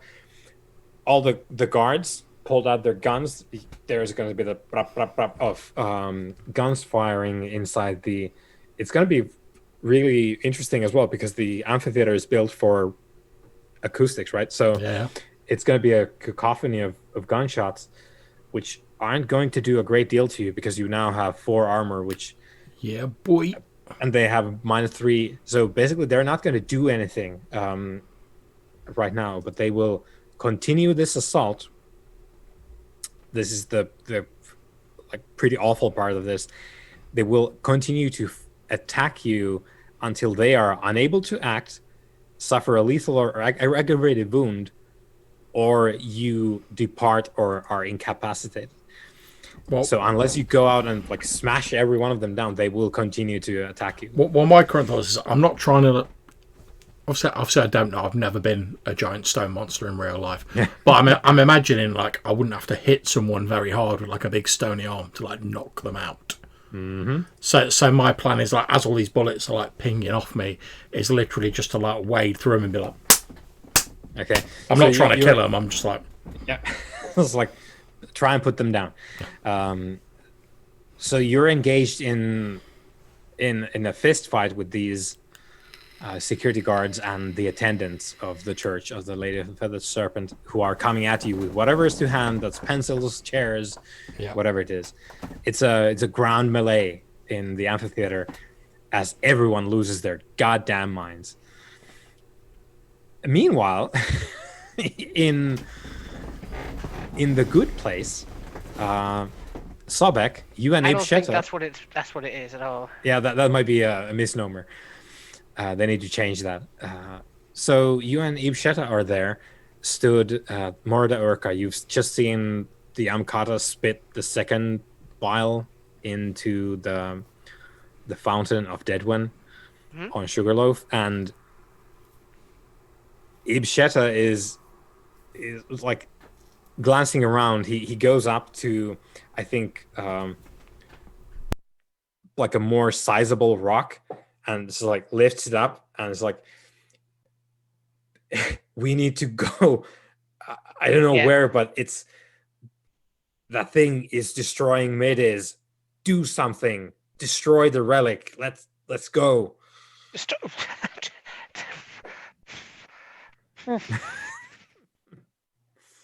That's not. Oh, you're asking the. Yeah. And he's sort of like keep an eye on the incoming Amkat. It's like, oh, I'm gonna try and hit it with the stone. Yeah. I don't even think I could destroy it. You could. Every mummy can destroy any relic. You need only reach out and siphon the Sekhem out of it. But that's transgression, right? That's bad. It is the bad thing. Okay. I need to figure out how to open it. I don't want to destroy it. I need to. This belongs. Well, do it quickly then. Yeah. as he's sort of Like, okay, I'm gonna Does it have toss any this. writing on it? Because maybe it has an instruction manual. It does not, in fact, have an instruction manual on it or any kind of writing. Okay, I need to figure it out then. Quickly. There's also, like, you don't need to siphon the sechem out of it if you don't want to. You could also just break the thing physically. That also destroys a relic. That has the effect, though, of like just letting the sechem out of it, which has hazardous side effects, Do I know if like absorbing it is considered like a sin, as it were? Is it considered... You're not supposed to destroy relics. That's something that is not good, for the explicit reason that you're supposed to take the relics to the afterlife when you die. Yeah. But depending on how you want to look at it, there's worse things to do with a relic than you destroying it. And there's worse things and worse beings that could do things with relics. Okay. Depending on how you want to approach this, there's multiple ways to do the math on this. But Ibsheta has clearly come to a decision of like, I know what that relic is to some degree, apparently, because maybe he can see or sense about these things as well. And he's telling us, destroy it. Let's go. It's keeping APEP metas down. Okay, so does this thing have to obey by some laws of the real world? That's a multi-layered question. In the sense that, okay, this might be a bit more of a bit of a metal kind of decision. Okay. If I broke and ripped off Mendez's hands, like actually like snapped them to a point where I could slide him through the manacles. Yeah. Actually, damaged him. Yeah. Didn't destroy him. Do I believe that would work? Like, does it look like they appear to work in a physical sense as manacles? That is a very good question, and I think even of all its strengths, it still has the same weakness of a manacle in that in that it needs to be connected to him. Yeah. And that's a very good line of questioning, and I think you don't have enough information to be absolutely confident of this, but if, as you have just deduced, manacles are things that keep a hold of your hands. If you don't have hands, you can't be manacled. That is an entirely logical way to go about thinking about that, but you don't know about the things that you don't know, which is, to a weird way of saying, you don't know if it's just about the hands. But maybe it is. But you don't know either way, absolutely sure. But you know that you can get them off of him if he doesn't have hands. That, I know that sounds garish, but that is what I would probably do, because to me, destroying a relic is like the last thing I would do, because that is against what I believe, what I believe in and what the judges. These are connected to the divine in a sense. They are created for the purpose, and they belong to the judges. If I destroy them, I'm essentially transgressing, which I'm not a very big fan of that. So I wouldn't do that unless I absolutely had to. Like, if this was on Khufu, then I would destroy it in a second. But fuck metas, right? Fuck. Just kick him off the goddamn mountain. But he's already dead. He can't feel pain in theory. So I'll just break his hands. He'll understand. Maybe. Okay, so let me know exactly what you're doing here. What's the process to get the manacles off? I'm either going to crush his hands so I can slide them off. Yeah. If I think the manacles are designed in a way which I could do that, by the way, they're holding him, or I'm going to break his hands off at the wrist. Yeah. And then remove them, whichever way seems like the most logical, because I can't physically see these manacles. I think both could work. Of course, if you're doing this part. Oh, do the thumb. Snap the thumb off. Yeah. Okay, so you're going to work on this part of the hand. Okay, good. Thanks for the suggestion, John. Yeah. Give me a roll. I think strength and Ooh, medicine, athletics, brawl, whatever it is. Some kind of Athletics is probably what I'd go for because that's Yeah. the only thing that I have a chance in. some kind of like physicality I'm or gonna boost my strength as understand. well if I can. I told you yes, you you should have can. talked about speciality in breaking thumbs. Yep. And next you know, he's shooting them kneecaps. I have to use one of my. Is it one of my pillars to boost my strength? Yeah, you spend one of your pillars, and then you can get. I'll use my shadow. Yeah. Okay. So I've Pillars. You can raise your strength. 2 per level, isn't it? No, it's much more. So you are at 7 second, is that correct? Yes. You get 3 strength per Okay. pillar cool. you want to spend. Okay. Right. So I've spent my shadow. Yeah. Plus 3 strength. Plus 3. Nice. You can spend more if you want. I'm running out of pillars actually. I'm actually starting to run low on juice. I'd have to start doing my Ren, and then if I do that, I wouldn't be able to cast anything. So. No, it's the rating. So you don't need to have 5 dots, 5 points of Ren to be able to use 5 Ren things. That's the permanent rating. Just to make clear. That's what I mean. Like I've used up other things. I haven't had a chance to recover my pillars yet. Yeah. I'm hoping. What?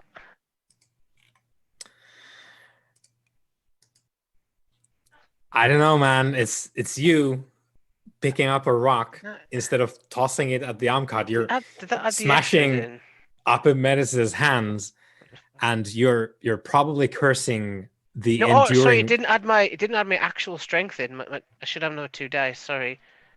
Yeah, I misclicked it. Yeah, because it only counted your athletics there. Okay, yeah. Okay. So I'll roll 2d10 because it would have been extra. Yeah. Nope, still 0. No. So you're cursing the enduring nature of the arisen form as you futilely smash his hands with a rock, and they just won't break. God damn it! And Ibshet is like, "What are you doing?" As he's leaning back to toss the boulder at the thing. I'll try. If I have time, I'll try again. I'll keep going. Yeah. Well, we'll see what happens. I'll toss this rock on Ibshet's behalf, rather, and let's see. Okay, Ibshet.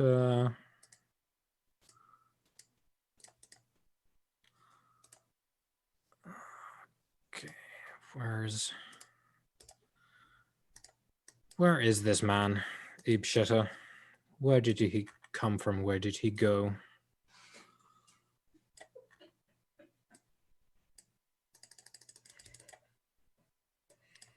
I think I should have taken the utterance of the God King and just turned into a massive beast and chopped down this mountain.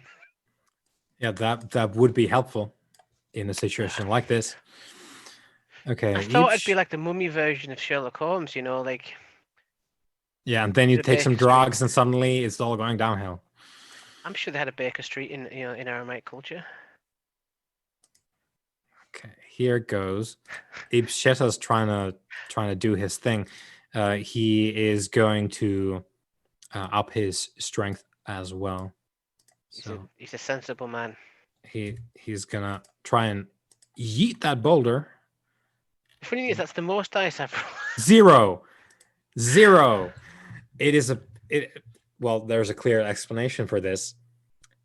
We have an Amkat who is doing something not good to a fountain of Deadwin, which is apparently blanketing you both, because Ibsheta leans back, tosses the thing with a yell, and it seems to go straight towards the Amkat, and just at the curve just misses the Amkat, and the Amkat sent me to a cursed jungle here. Flies in again, and there's a chance for you here. It's coming in.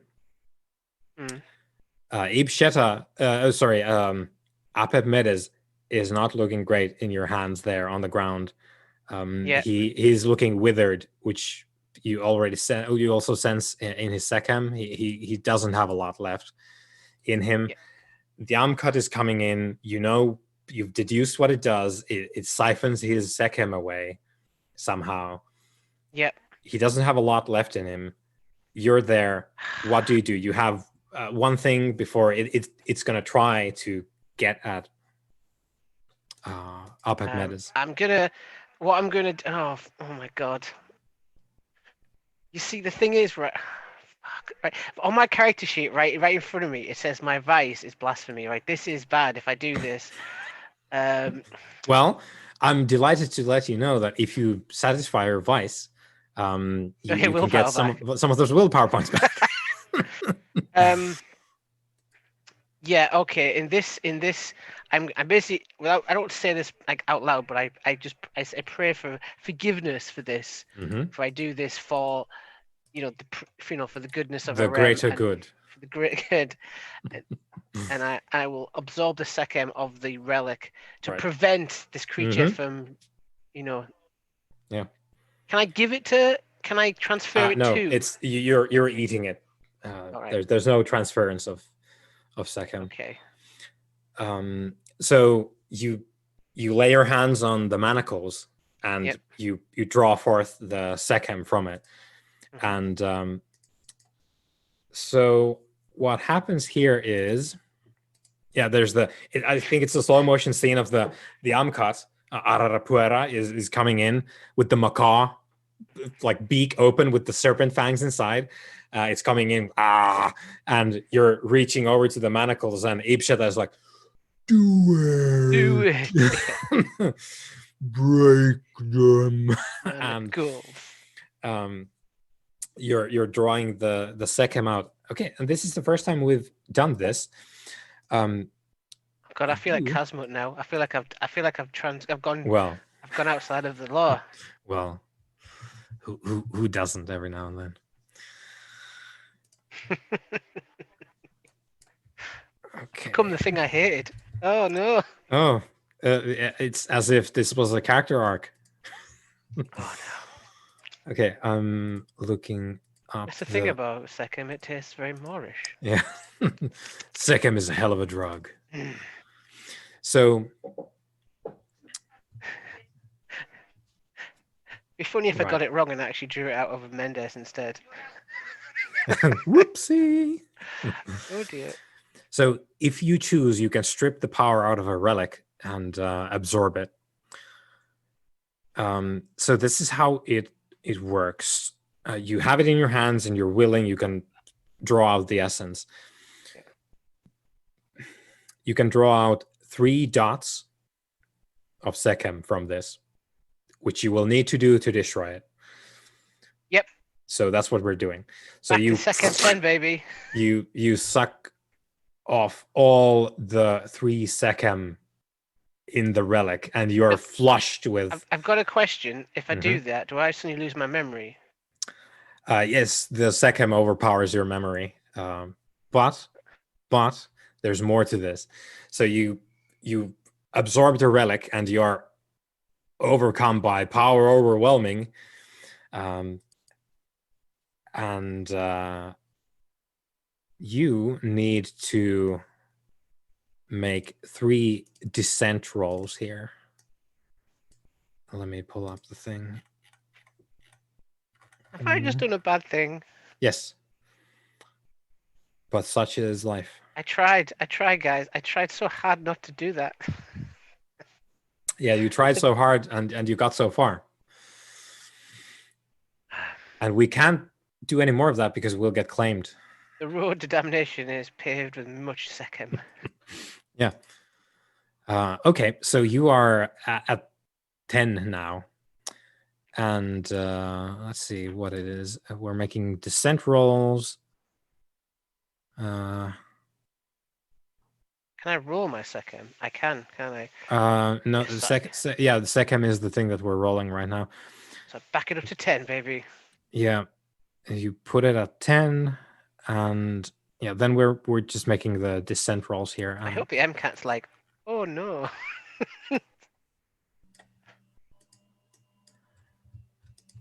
Okay.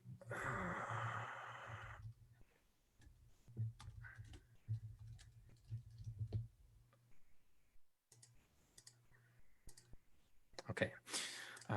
Yeah, I'm flicking back and forth in the book here, trying to find this. So we are rolling at 10 sechem. So can you click on sechem in your sheet? Yep. Okay, good. So select that. Then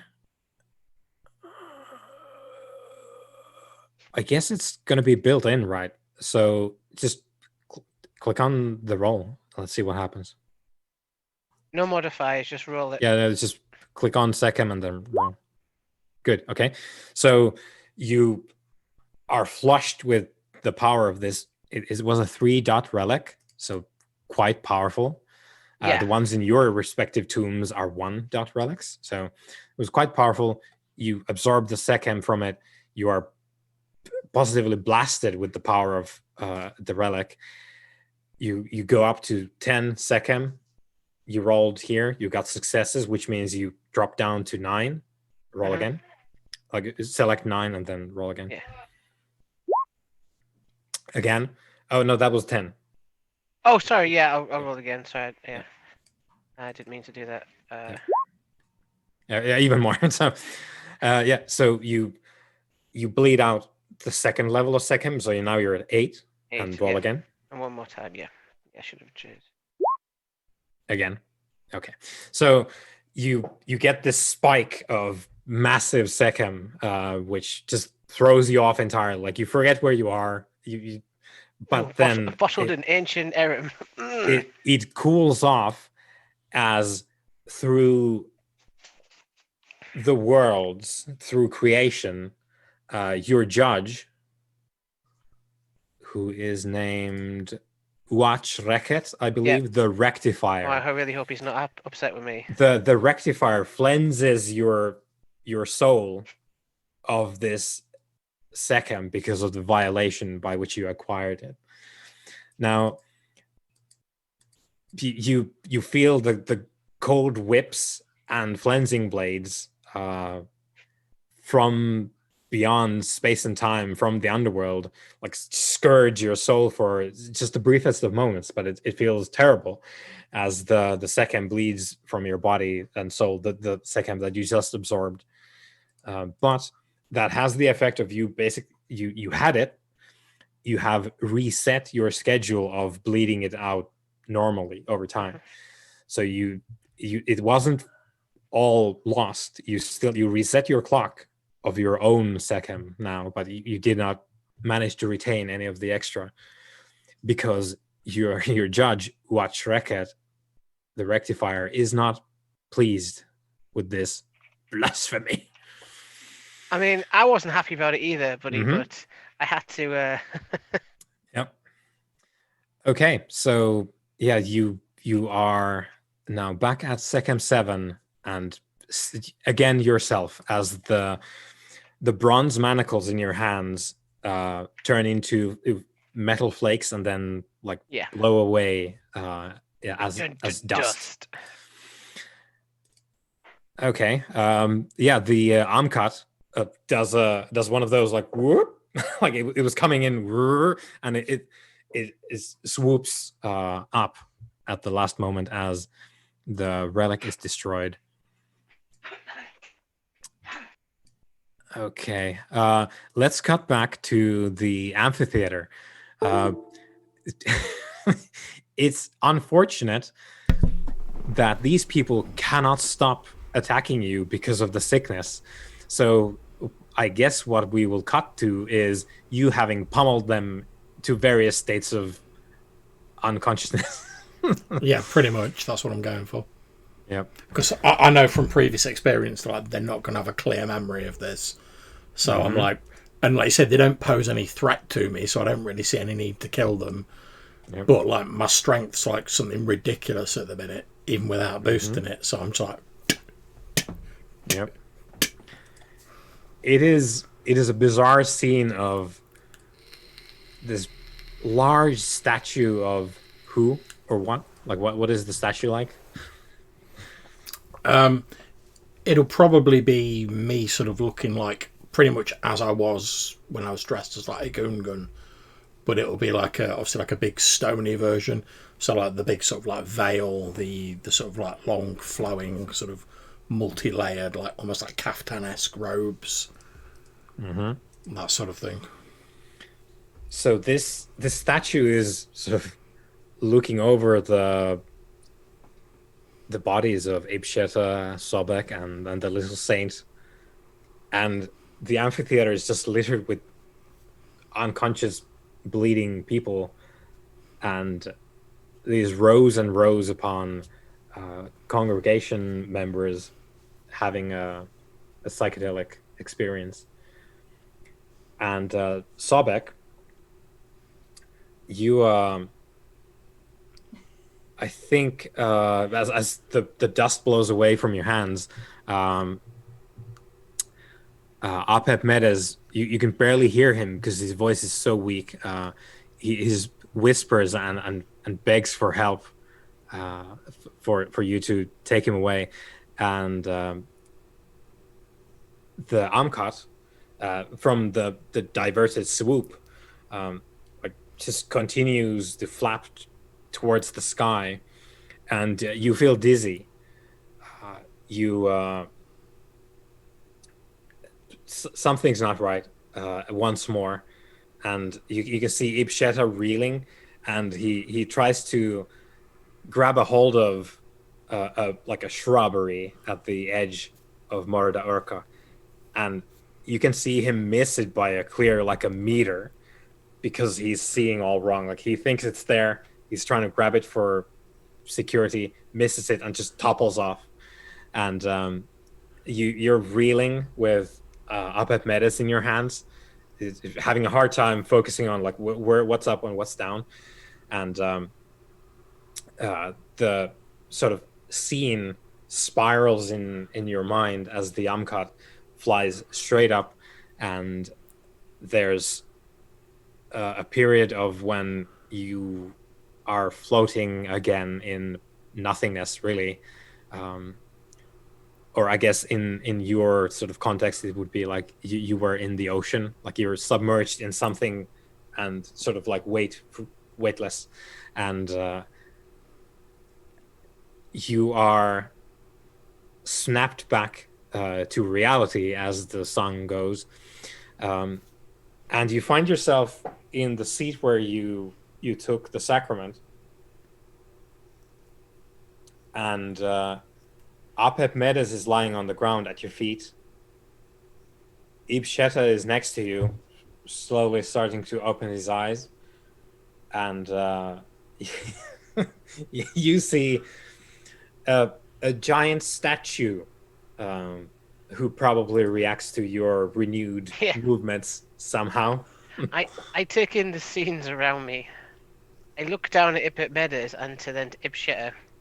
And then I sort of say to Sheta, well, it looks like our retrieval of him was successful. And with this, there's a horrifying noise as from nowhere in the ceiling, Ararapuera smashes into reality. Carried along by whatever wave you were brought here with as well, and it reminds you of like some being birthed into life, like the first birth scream of a creature, except it's nothing of the sort. It is an unholy noise made by a thing that should MCATs not come exist. With us. Yes. And it is, we know, the context is obvious to everyone who is arisen here. This is big enough that just by the size of it, this is a greater Amkat, and this is a serious problem. These things can cause a lot of damage to even an arisen. And you already know that it had been doing a bunch of stuff. It had been feeding itself well. It got fat on the sechem of my friend here. But it smashes into reality from nothingness near the ceiling, and there's a wave again of Subaris that washes over, but there's no one left to appreciate that in the in Murda Orca. And yeah, what do? You have Apep Metis, who is not much more than like a withered human like it's not even that they turn into like old people, it's just that he's a withered version of himself in his prime, in like his 30s. His immaculately maintained appearance is not there at all. He's emaciated to a vastly diminished visual and physical presence, and he's at the ground just, We need to protect him from this MCAT. I'm just going to say it as it like appears in like my, because I'm assuming it's reasonable for me to assume that like, that thing's an MCAT. Yeah, you know it instantly. Yeah, this is the blasphemy. I'm again in my sort of like booming like stony voice, because obviously I know that Sobek's got the sight.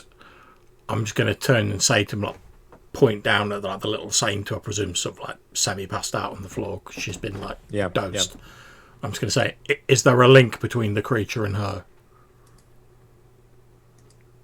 Honestly, I have no idea. I don't know. Use your sight, Sobek. I'll use my sight if I can determine.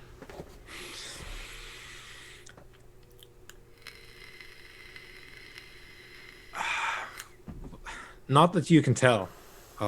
There's nothing that you can see that would put like these two together. However, that's not that you can. Like you're a fairly good investigator. Whatever conclusions you come to, you're free to come to them. But you don't see like a magical link currently. Right? Can I? Since I'm well versed in like superstitions and such like, and obviously we know a little bit about the Amcat. We know that the little saint said that she basically like had a vision of this like feathered serpent, which I'm assuming is this Amcat. Would it? Is it, knowing what we know about Amcat, is it reasonable to assume? Because I'm going on my knowledge of ghosts basically, and I'm like, ghosts need something that facilitates their manifestation in the physical world. So I'm trying to like dredge through my memories and my knowledge of the occult to basically think like, is the little saint like this thing's anchor effectively, or whatever the Amcat equivalent would be? Because we know previously when one materialised, it's because it was absorbing loads of juice. But obviously I don't know if this thing has absorbed lots of juice because I wasn't there. You do know that Amcata don't require an anchor. They don't function in the same way as ghosts do, but they occupy the same kind of, like, they have some of the same procedures almost. Amcata are usually amkaibit, which means they are in shadow, so they are not materialized, and they need some kind of power to materialize, to become physical in the real world. But they don't need anything here to anchor themselves to. They just need the power inside themselves, which this one clearly does, because it has just materialized here. And that's not to say that people, and this is probably one of the things that you guys have done previously in previous lives as well. Unfortunately, some people, and even some wayward mummies, or some of your immortal enemies as well, the lifeless, they create Amcata by like intent. Like, there are methods to create these creatures by intent and ritual. So it stands to reason there could be methods of somehow tying them to people, or somehow using whatever foul magic it is to control or direct them, but they don't need that by default. Okay. But basically, what I'm asking you, Sobek, is like, do I need to like pitch the little saint over the side? Is what I'm asking you. I don't think so. Because to be honest, don't get me wrong, I'm fair like double hard at the minute, but like I'm not entirely sure of my ability to like wrestle some giant like jaguar serpent into submission. I like people who are like panicking to shit with like guns. Yes, all day, every day. Like they've got a -12 penalty. I've got like armor, extra strength, grand. Some like giant amcat, like serpent beast. I'm not quite sure I can take. Yeah, Yeah, this creature is a magical blasphemy, and it is profoundly different from anything that a person could put up against you. And as we know, it is of the greater variety. So if the serpent wasps from previous could hurt you, this thing can probably do plenty of awful things to Arisen. Yeah.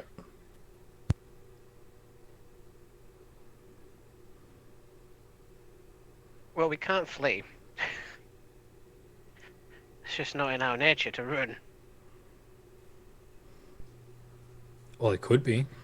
Well, to be fair, literally the only thing I can think of to do at the minute, Sobek, is I could effectively summon some like massively powerful hostile wraith and like set it on it. It's just fuck it up. Yeah, Let them fight. because I can determine like the power and hostility of like the wraith, so I could be like very powerful, very hostile, and like summon it like on the flagstone or whatever directly below this thing, and it'll probably attack it. And it's probably going to be stronger than us, but would it be strong enough to take on the Amcat? I don't know. You don't know. Yeah. But what you do know, Khufu, is that if you conjure one of the really ancient spirits from the twilight of Neterkertet, those things are capable of destroying Arisen as well. There's a reason why you don't wander around in the twilight for fun. If we go with this plan, like immediately as I've summoned it, because it'll be bound to its location, my plan is then to like get out of dodge quickly and like let it do its thing. But I'm not saying that that's a good plan. That's just what I've got. And I'm sincerely hoping down to the bottom of my withered, arisen soul that Sobek's going to have a better suggestion. Well, Ib Sheta certainly is, because he's also coming to terms with like we're here now again. He's like collected his wits now, and he's gonna pitch an idea as well. As we're sort of taking into account everyone's going through their thoughts rapidly here, Ib Sheta like smacks Sobek as if to like, hey, like to get your attention. It's like you you get the door, I'll get his feet. And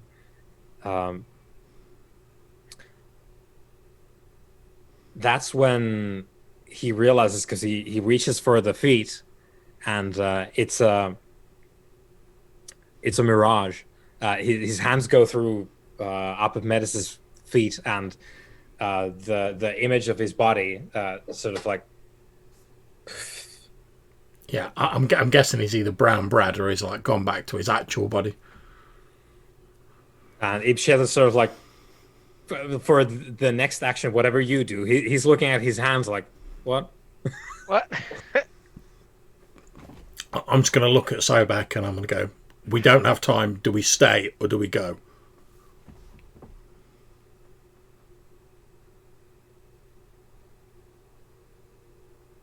Yeah. We need to regroup. Let's go. With that, Ib Sheta nods, and he's gonna bound for the door. Yeah, let's get out of here. I'm just planning to like leap off the side of the mountain, to be honest. Yeah, that's fine. Okay, so I'll meet you at the bottom. It's an evacuation, I think. Then, so we're not gonna roll for that. The Amcot will be snapping at your feet, but given that, okay, I'm gonna give it one go at either Ib Sheta or Sobek, because Khufu is armored up to such a degree that it's not going to waste its time trying to get at you. Actually, if I can see if like them two are hot footing it, I will try and get in the way to give them a chance to get out. 'Cause I know I'm not going to be like good in a prolonged fight, but Yeah. like I've got better chance than them. Yeah, good. So yeah, they can get out of there. And Yeah, you're gonna I'll be have like, run! I'll meet you at the bottom, and then I'm gonna like turn around to face Yeah. it. My plan being like, give them time to get away, and then throw myself off the mountain. Yep. Okay, so it's gonna take a swipe at you, and then you can do whatever it is you want to do. Yeah, go for it. Okay, here we go. Do I have a sheet? I do. Fantastic. Do I have a roll set up? Okay, we're gonna do that. So it's going to try and bite at you. Okay. What's the rule here? Okay, so strength and brawl. Okay. And what is your defense? You can see it on your sheet at the lower right, I think. My defense is 2. Not taking into account any armor. Yep. Also, yeah, let's take a look at that. I've sort of been presuming things, and I'll look at that now. So what does armor do? Okay, yeah. Minus the target's defense and armor. That's what it does. So your armor is My armor is 4, so I'll be defense 6 effectively. great. Fantastic. This is some baller utterance you've got here. That's right. That's why I took it. This is like regular people, there's no chance. Okay. To be honest, if it wasn't for the terror Sabaris it caused, I'd walk around in it all the time. Yeah. Yeah. Okay. Well, it's gonna take a bite at you, That's fine. but it's not a massive thing because it only got the one, but it was the only one that it had left from the pool because you minused out everything else. Okay, where are the stats? Okay. No. So, you get 3 lethal damage from the bite. So it rips off like a chunk of the stone, and with it, like comes parts of your flesh. Okay. And my plan literally is like, sort of seeing that they've already like scrammed presumably while this is going on. My plan is to like use my utterance. I can like step out of the stone armor and like leave it where it is. My plan is just to like step out of the back of it, so while it's still biting into the armor, and then I'm going to throw myself over the side. Yeah. So you. Yeah, I like the visual of like you're there with the stone. It's like and it comes in. You're trying to like block it, but it's too quick. It comes in. It bites the shoulder, and as its like beak digs in, you already start to move back to like get out of the stone. And as you move, like its beak still stays there, and like a part of you just rips off as you move away. So, and it's left there tangled in the statue now, and you can just run off and like I say, I'm just leaping over the edge of the mountain, land on the ground, spend a turn recovering. Yeah.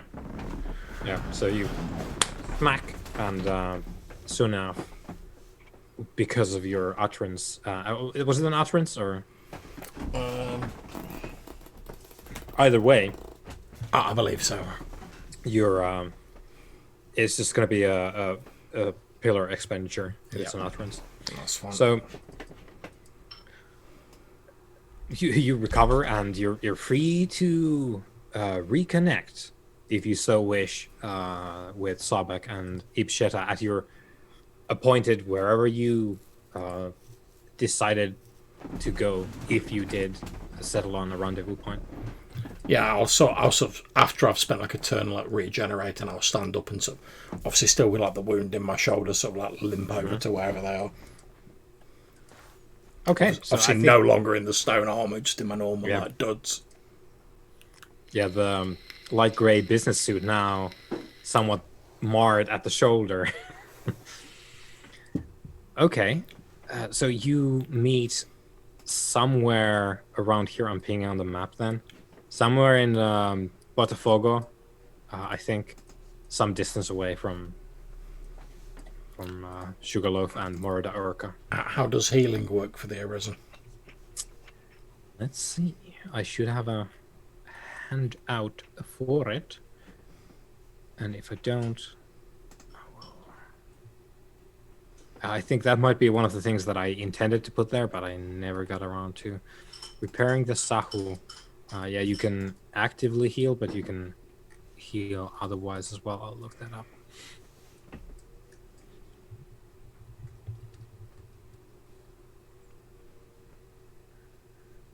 Okay.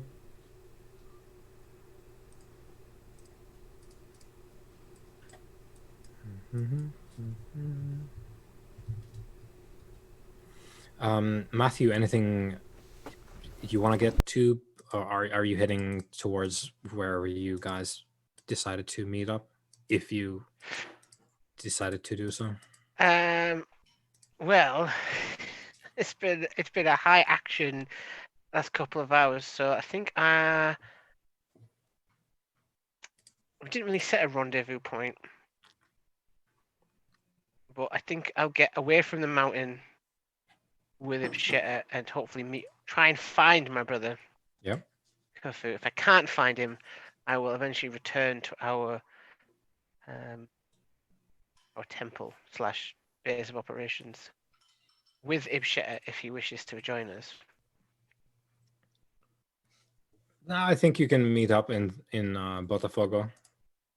So yeah, you meet at there's a street corner, and there's a cafe. People are having a good time, drinking their matcha teas, their coffees, having a bit of food to eat, and you're in the street, disheveled now from your ordeals, some more than others. And Khufu, it's 1 lethal per half an hour. So I think you probably like healed 1 by the time you get there. So yeah, you're all there, stood at the street corner.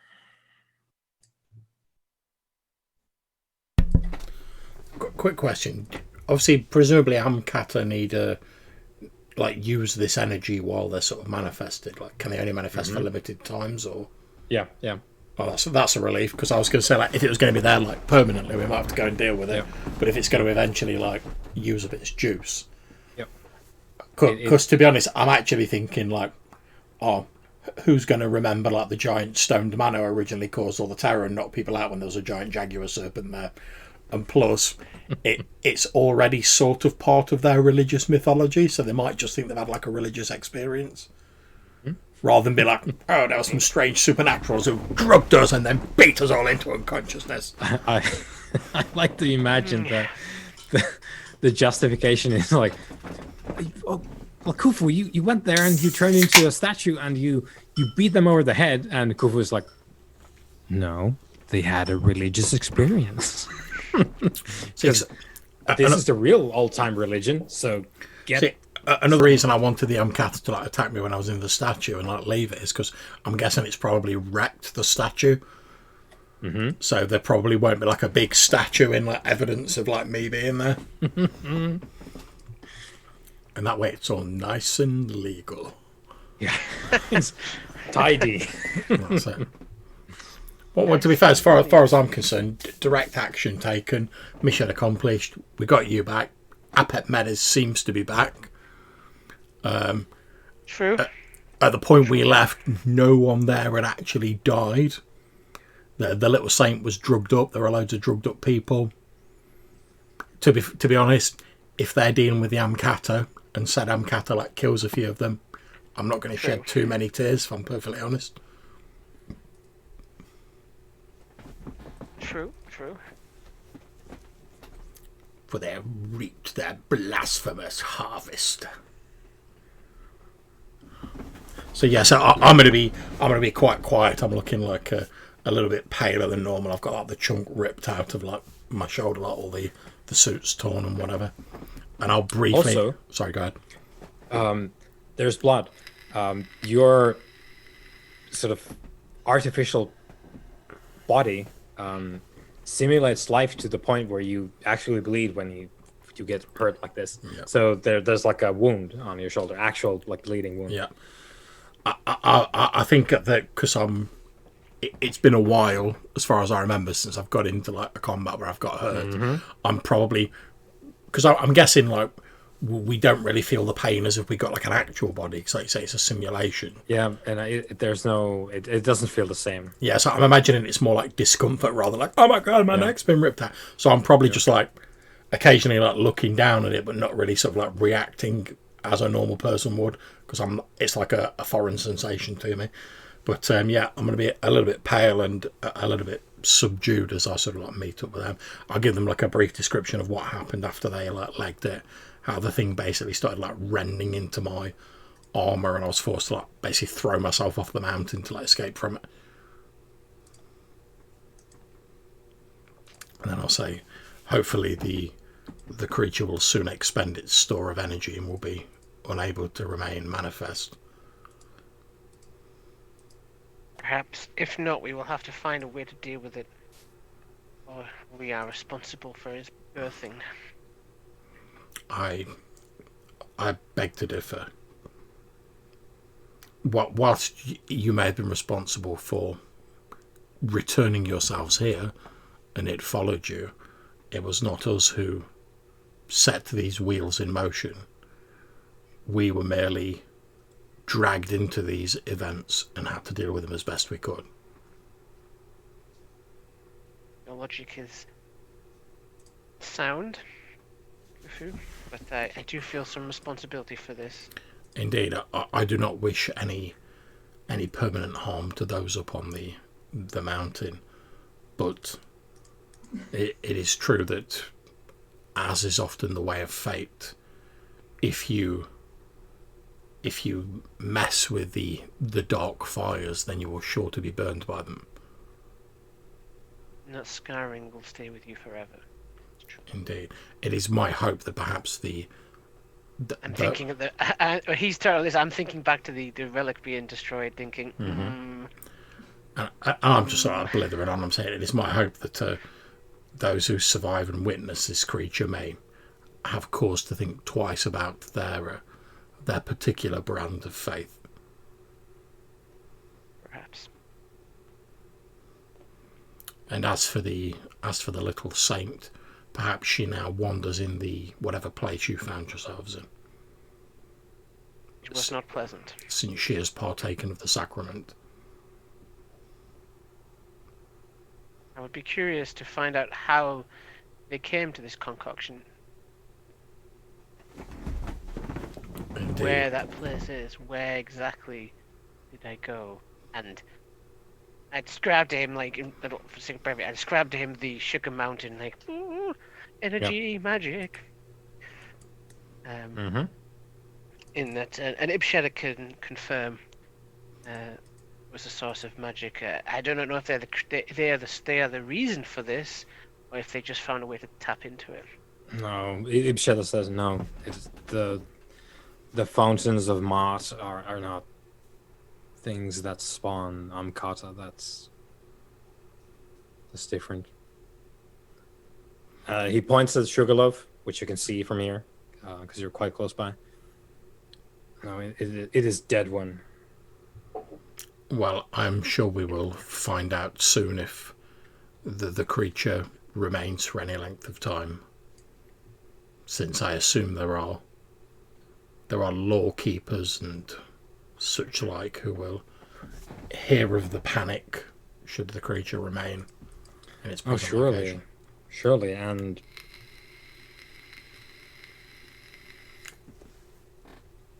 these things don't happen by accident. Someone did this. Someone was going after Archimedes, and someone controls that Amkat. And we didn't get them. Not today. We have Did time. not get us either. But we did get Archimedes. Indeed. The Archimedes' recovery was our main objective. And in that, However, at least he we've is been not successful. out of danger yet, for his rival may be aware of his reawakening. I would suggest that we we visit Sackmist and we reveal to him that there may be a far worthier foe who is dabbling with the Amkata, a far more worthy foe for him to test his mettle against than the, I'm sure, weakened form of Apet Medes. Perhaps we may turn his anger aside and direct it in a more fruitful direction. Perhaps. This is something I feel you may have the best rapport with this Risen. I'll let you take lead on this, but we should check on Mendes because he is not aware of the accord that we have made with Sackmist, so he may react out of hand seeing his rival there. Very well. Can one of you procure us transport to Sackmist's location? I can get us a taxi. Yeah. Funnily enough, there's an empty taxi available, just a little bit down the street. So. Yeah, so jump in a taxi, head over to Sackmist's manor. Is Ibsheta coming with us? I don't know if he wants to. No, he lets you know in no uncertain terms that they will jump his ass if he sets foot in the Matamachera favela. Okay. He is not welcome. Thank you for your assistance today. It will not be forgotten. If you can get Apep Medes out, do it. I will do what I can. I've got him out of one scrape. Let's see if I can. It is very important that he's not left out for the wolves to eat. I promise nothing. And he's basically says, "I have some work to do now," and he turns to go attend whatever dark business he attends to. Dark business. Yep. Right. So yeah, you're free to take your taxi to the Matamachera favela, and you know where to go. There's no obstacles there. You can be at the house of the football coach, who is a part of Sackmist's Trovoada Thunderclap called. Shall we jump there? Yep, let's do it. Okay. Whoop. Again, you're greeted by the Trovoada cultists, just in plain sight with safety goggles, beanies, hoodies like carelessly tossed over a bulletproof I'll gun myself up on the way over there. All right. So you walk up to the football coach's house, which is still guarded by these. You know them to be like Sackmist's sort of elite cultists from wherever his tomb is, and you are let in as they know that you are an ally. And you find Sackmist in there, upstairs where the body was, Apep Medes, that is. You find Sackmist there, who's looking quite contemplative, and you see Apep Medes' body still like clad in his fairly nice suit that he had, but the body is completely desiccated, as if it was 1,000 of years old, dry, mummified corpse. He has, in fact, concluded his descent. He is gone from this life on to the next. He is dead. Dead or dead coming back in a bit? Dead as in no longer infused with Sakam. Yeah. That was fine. He doesn't, like, the corpse doesn't seem like, oh, this is desecrated and he's now in a lot of trouble. It seems like a mummy that has passed from this life for the moment. And for the moment, meaning he needs to be called back or he will stay away. Yeah, so I'll do all the usual like respectful greetings to Sackmist and his persona as like the Lord of Storms, Prince of Storms. And after I've sort of like concluded the greetings, I'll say we have discovered that the church that we had little regard for previously is somehow aligned with the Amkata.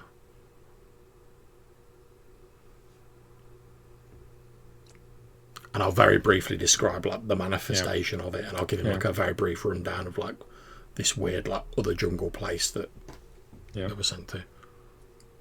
This is very troubling, and we need to,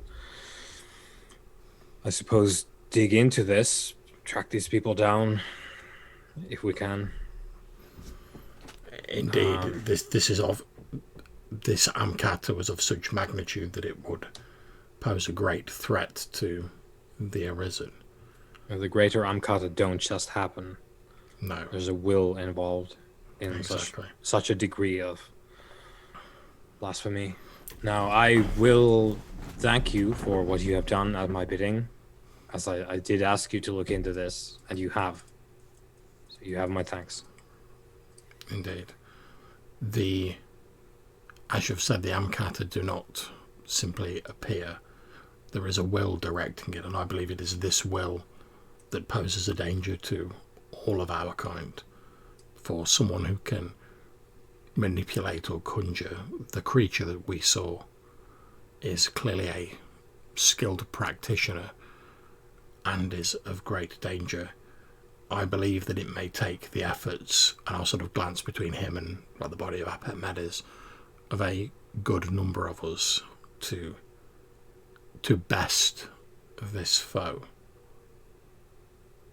Now, and I offer this simply as a suggestion, now may be the time to set aside, for the moment, old rivalries in pursuit of a foe that threatens us all.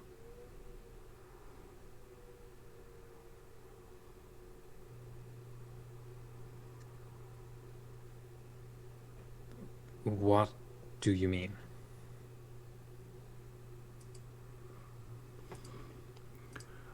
It is my belief, although if you still wish to dispatch Apet Medes, I will not stand in your way.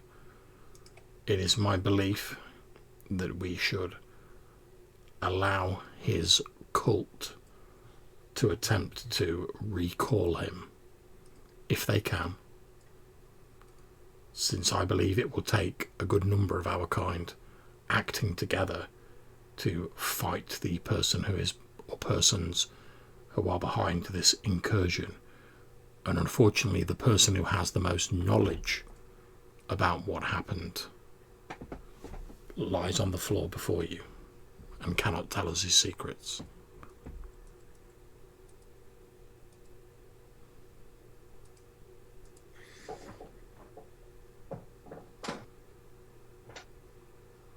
You've proven to be a friend in need, so we will do this thing. You should call up the Ocorte Secreto. I will bring this to them. They can have him. He's broken now. I'll say, with your permission, would you allow my Prince of Storms, would you allow my brother to convey Apet Medes, such as he is, to what little remains of his cult? It may not even be possible for them to call him back in their present state, but if they can, we would at least have some further knowledge of what we may be facing. I will hand him over myself. Very well. Thank you for your understanding. Sobek, would you please contact the cult of Apet Medes and make arrangements for them to meet with the Prince of Storms to receive the body of their master? I will do so. Okay. I will make the arrangement. If we want to pursue that, we can fast forward through it. Mm-hmm. Sakmis is going to agree with your proposal of, like, yeah, let's not burn his body, maybe. And the whole point for Sakmis is to meet up with the representatives of Apet Medes' court. He's gonna goes a whole thing about he wants someone from the Corte Segredo merit to be there. Sobek, do you get someone there? You know at least two of them. Ib Sheta is one. Khufu has told you that he thinks that Sak Pons is one of them as well, and you know that Bantanath, your guildmaster, is in the I think I would go with Ibsheta because he knows the most of this situation. Right, He's the okay. one that I've explained as much to, so he'd probably Yeah. be up to speed. So you You should, organize you should a probably meetup. you should probably tell Bantanoth what's going on though. Oh yeah, I will. But it's like it would take more time to explain and then get help than it would just to grab Ibsheta, and Yeah. then once they have him, we can Mhm. then get up to speed more. So there's a meeting in like an empty like warehouse somewhere in Rio. The Parlamento de Patriotas, the cult of Apemedes, the Parliament of Patriots, and Ibsheta, the Guillotine of Innocence, are in attendance, and it is 100% a show of Sakmist like sauntering up just by himself.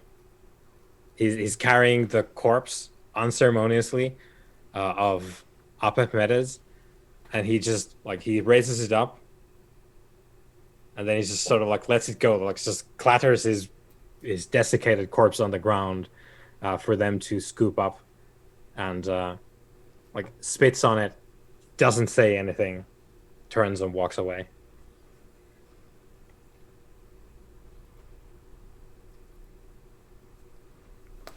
Fair dues. That went better than I was expecting. Yeah, exactly. That is possibly one of the few ways it could have gone well. And yeah, the Parliament of Patriots scoop his body up on the quick to the back of a Mercedes Benz. They fucking speed away from there. Yeah. I guess you're left there. If you wanted to participate, I guess you would. You're left there in the warehouse with Ibsheta, who is like, well,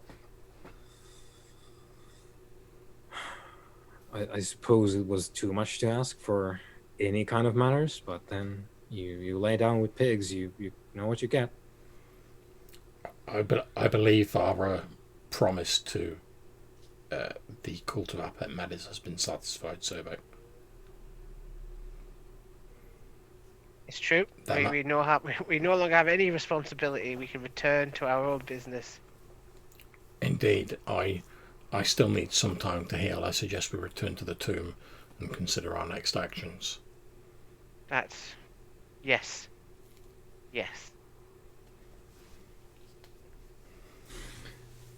Good. Okay. We can do so. Yeah, let's cut back to the tomb.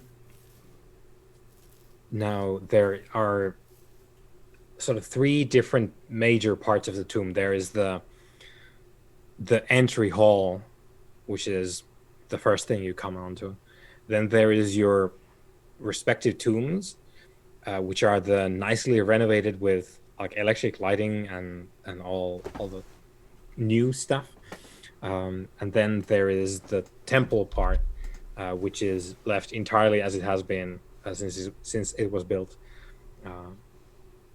So you return to your tombs, comforted by the very well designed and strong life web that is there. As we know, you have 5 dots in geometry, which means that it is like as close to perfect as an occult piece of architecture can be.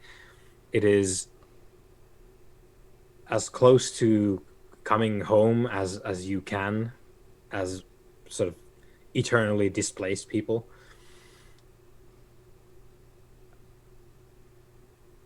Yeah, you have a moment to sit down, I suppose. Gather your wits about you. Please have a discussion of the said next steps.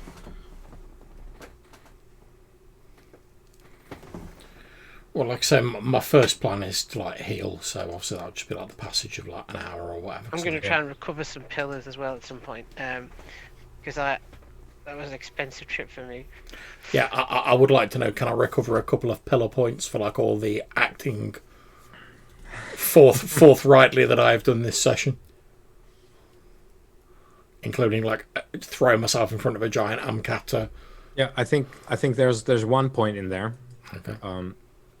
Let's Forget me see. for trying to get to the bottom of stuff, gaining knowledge. Let's see about your. Mine's a your bit more decree here. loosey goosey. Decrees, okay.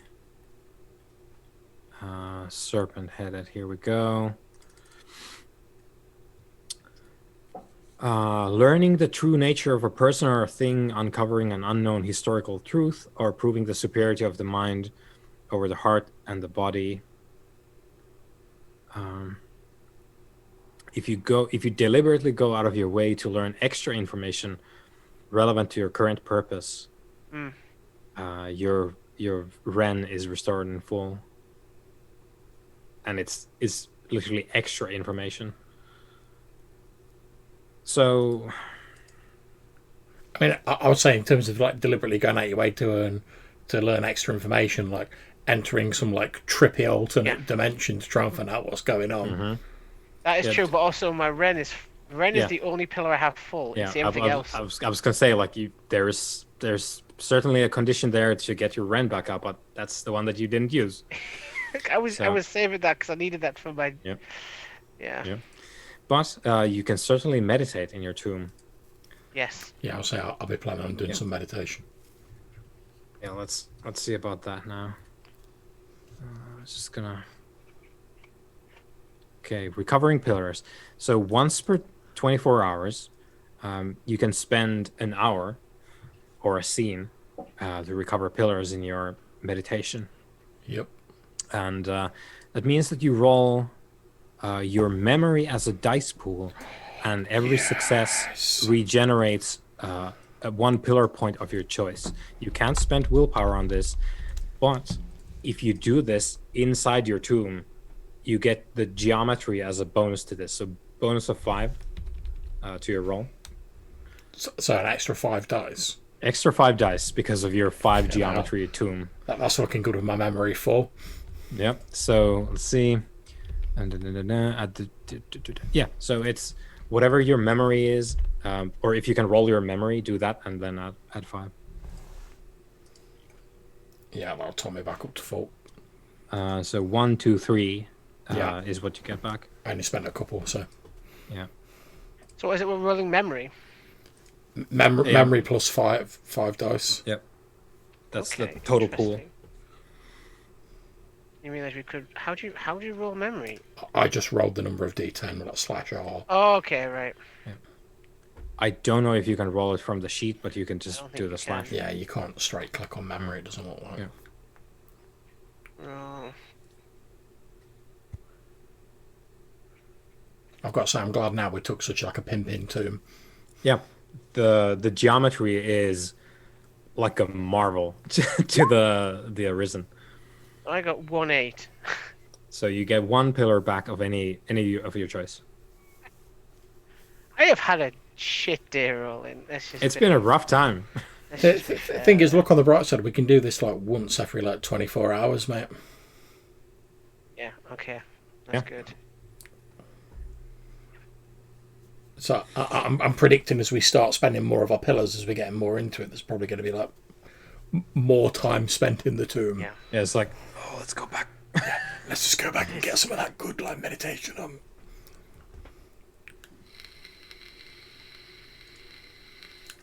Yeah. But yeah, so as far as I'm concerned, our next move should be to probably take what we know to the various sort of Arisen in like positions of authority, because as far as I'm concerned, whoever can summon up such a great Amkata as that is obviously a danger to like the Arisen as a whole. Is that the biggest Amcat we've ever seen? As far as we remember. Yes. Yeah, there's always the clause of like, from the Amkata that you remember. Yeah, that's the biggest one. I think personally we should reach out to our guilds and inform them of all that has occurred. Because, like I say, it's not just a danger to ourselves or to Apet Medes or to Sakmist or Ibsheta. Because we don't know the sort of shady entity behind summoning the Amkata and probably setting up that entire religion for that purpose. We don't know who that entity is, but they're a threat to all Arisen, not just ourselves. So we owe it to our fellow Arisen to distribute this news. I think regardless of the Menet lines and the Guild lines, we need to let as many Arisen know about it as possible. Mm-hmm. So I will certainly be planning to reach out to the Sumanent. Right. So let's talk about this a little bit. As you're now like thinking of your guilds, you're planning on. We need to go and find the Arisen and let them know. Sobek, you already know who your guildmaster is. It's Bantanath, and you also know, I think, you probably know the other scribes as well, because that's your guild. There aren't too many around to begin with. As I scroll my way through my material here to find them. Here we go. So scribe, you know that the Bantanath is the guild master. You know that Sarkons is one of the other scribes. Let me find the picture. We've already seen this. So Sarkons, the oublet of flowers. And we have Bantanath, the artificer of secrets. And the third one, of which you only recall the name, is Hes Sejet. I'll put that in chat.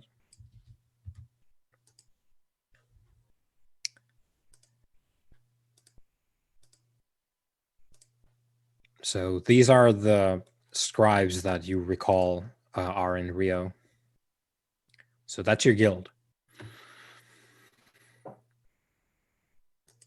And is there a handy dandy handout by any chance? There is not for like this is the scribes, but you know who these people are, in your guild, that is. And I suppose you might recall the guild hall as well, since they have one. It is here. I'm looking at the map, so you remember that is the Academia Brasileira de Letras.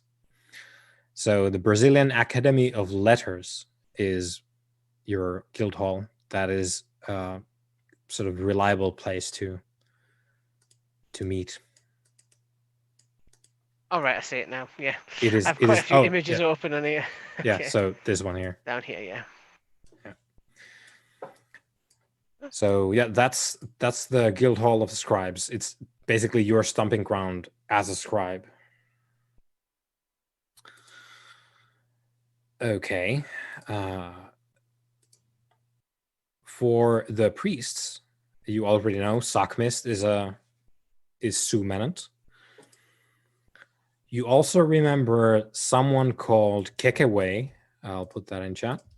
But there's no other information that you recall of that individual. But you remember there used to be a priest called Kekewe. This isn't this is Verkuvu. So Sakmist and Kekewe, and you recall that your guild master is called Husani.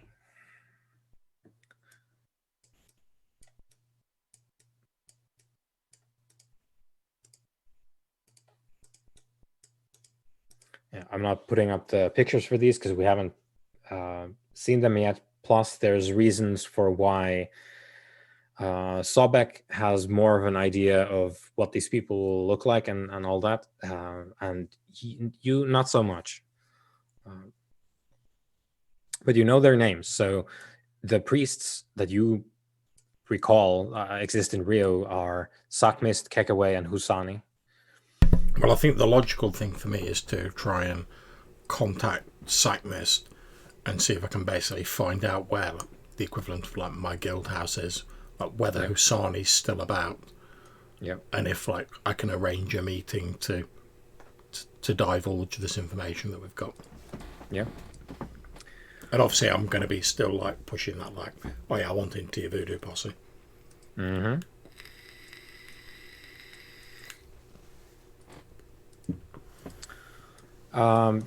Talking about the merits as well. You know that Sakmist is with the Orishas. Mm-hmm. You recall that Kekaway is as well. So Kekaway is an Orisha, as far as you remember. Okay. And you don't know what Husani's deal is, but he's not an Orisha. Okay. And as far as the scribes go, you already know that Bantanath and Sakons are Ocorte Secredo, and you have absolutely no fucking idea about Hes Sejet. You don't remember anything aside from the name and that they're a scribe. So probably not the court then.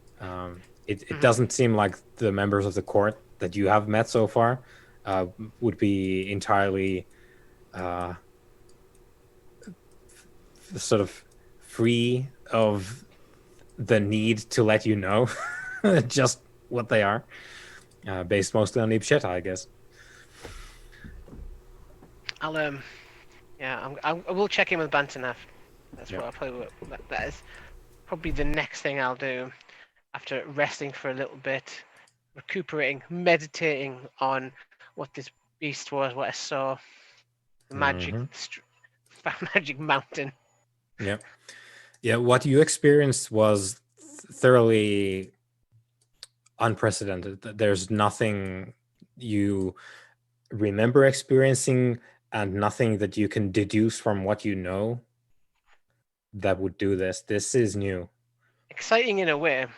Yeah, it is. It's something that you don't remember the Arisen doing, at least. So something new under the sun, maybe. After all these years. Good. So we are basically planning to go and meet with the respective heads of our guilds, I think next time, to discuss no doubt these matters, but probably others as well as they crop up. Any orders for your guild as just do you have them do something in the meantime as like a project or anything you want to get them onto? Do you mean our cult? Yeah, the House of Repose and Restoration. Okay. Well, I still want to get my favourite driver out of Joe. Right, okay. Oh, also, you can pick... you can add 1 dot to your guild as a result of the Parliament of Patriots buying your help with influence, basically. Their plea was, please help our master, we will give you anything you want, and that is 1 dot for your cult, if you wish to put it somewhere there. There's several options. There's the 2 ratings, which we know, your reach and your grasp. But there are also sort of tags you could put on your guild. Let's see. Cult. I'm mixing up my terminology here. I mean, personally, I think just chuck it on grasp so they can do more for us. Yeah, more illegal shit. Yeah. I don't know what, that's you entirely think, fine. Sobek. Yeah, I'm down with that. Okay. I was just trying to find where on the character sheet that was stored. I was just like, I've got it written in the notes bit. Yeah, I thought it wouldn't. It wasn't like it wasn't like its own thing, was it? Yeah, there's this, which we have. Yeah. Oh, yeah. That's probably what I was thinking of. I knew there was like a. Yeah. Well, I don't think that's up to date, so that we've got more reach and grasp than that. But a second, I'll edit it. Yeah, you should have the rights, both of you. Definitely had Geometry 5. Yes, we There do. we go. Right, I've updated that. And some Ghost, which apparently hasn't been around for a bit. Oh yeah, he is not around. That's just living it up like a piratical bad lad. Mm-hmm. Loving life. Right, sweet, that's all updated. Okay. Yeah, so your guild has an increased capacity to engage in unsavory activities as a result of the Parliament of Patriots helping them, giving them assets. Okay, what else? What else? I think we can probably leave it at that then. Cool. And get back to the guild business next time. Excellent. Well, thank you very much for running that. Very much enjoyed Yeah, it. thank you very much, mate. That was exciting and dangerous for someone who's a millennium old. Yeah. Yeah, that was quite the seance we had. Right, okay. Well, thank you very much again. I'm going to stop the stream now.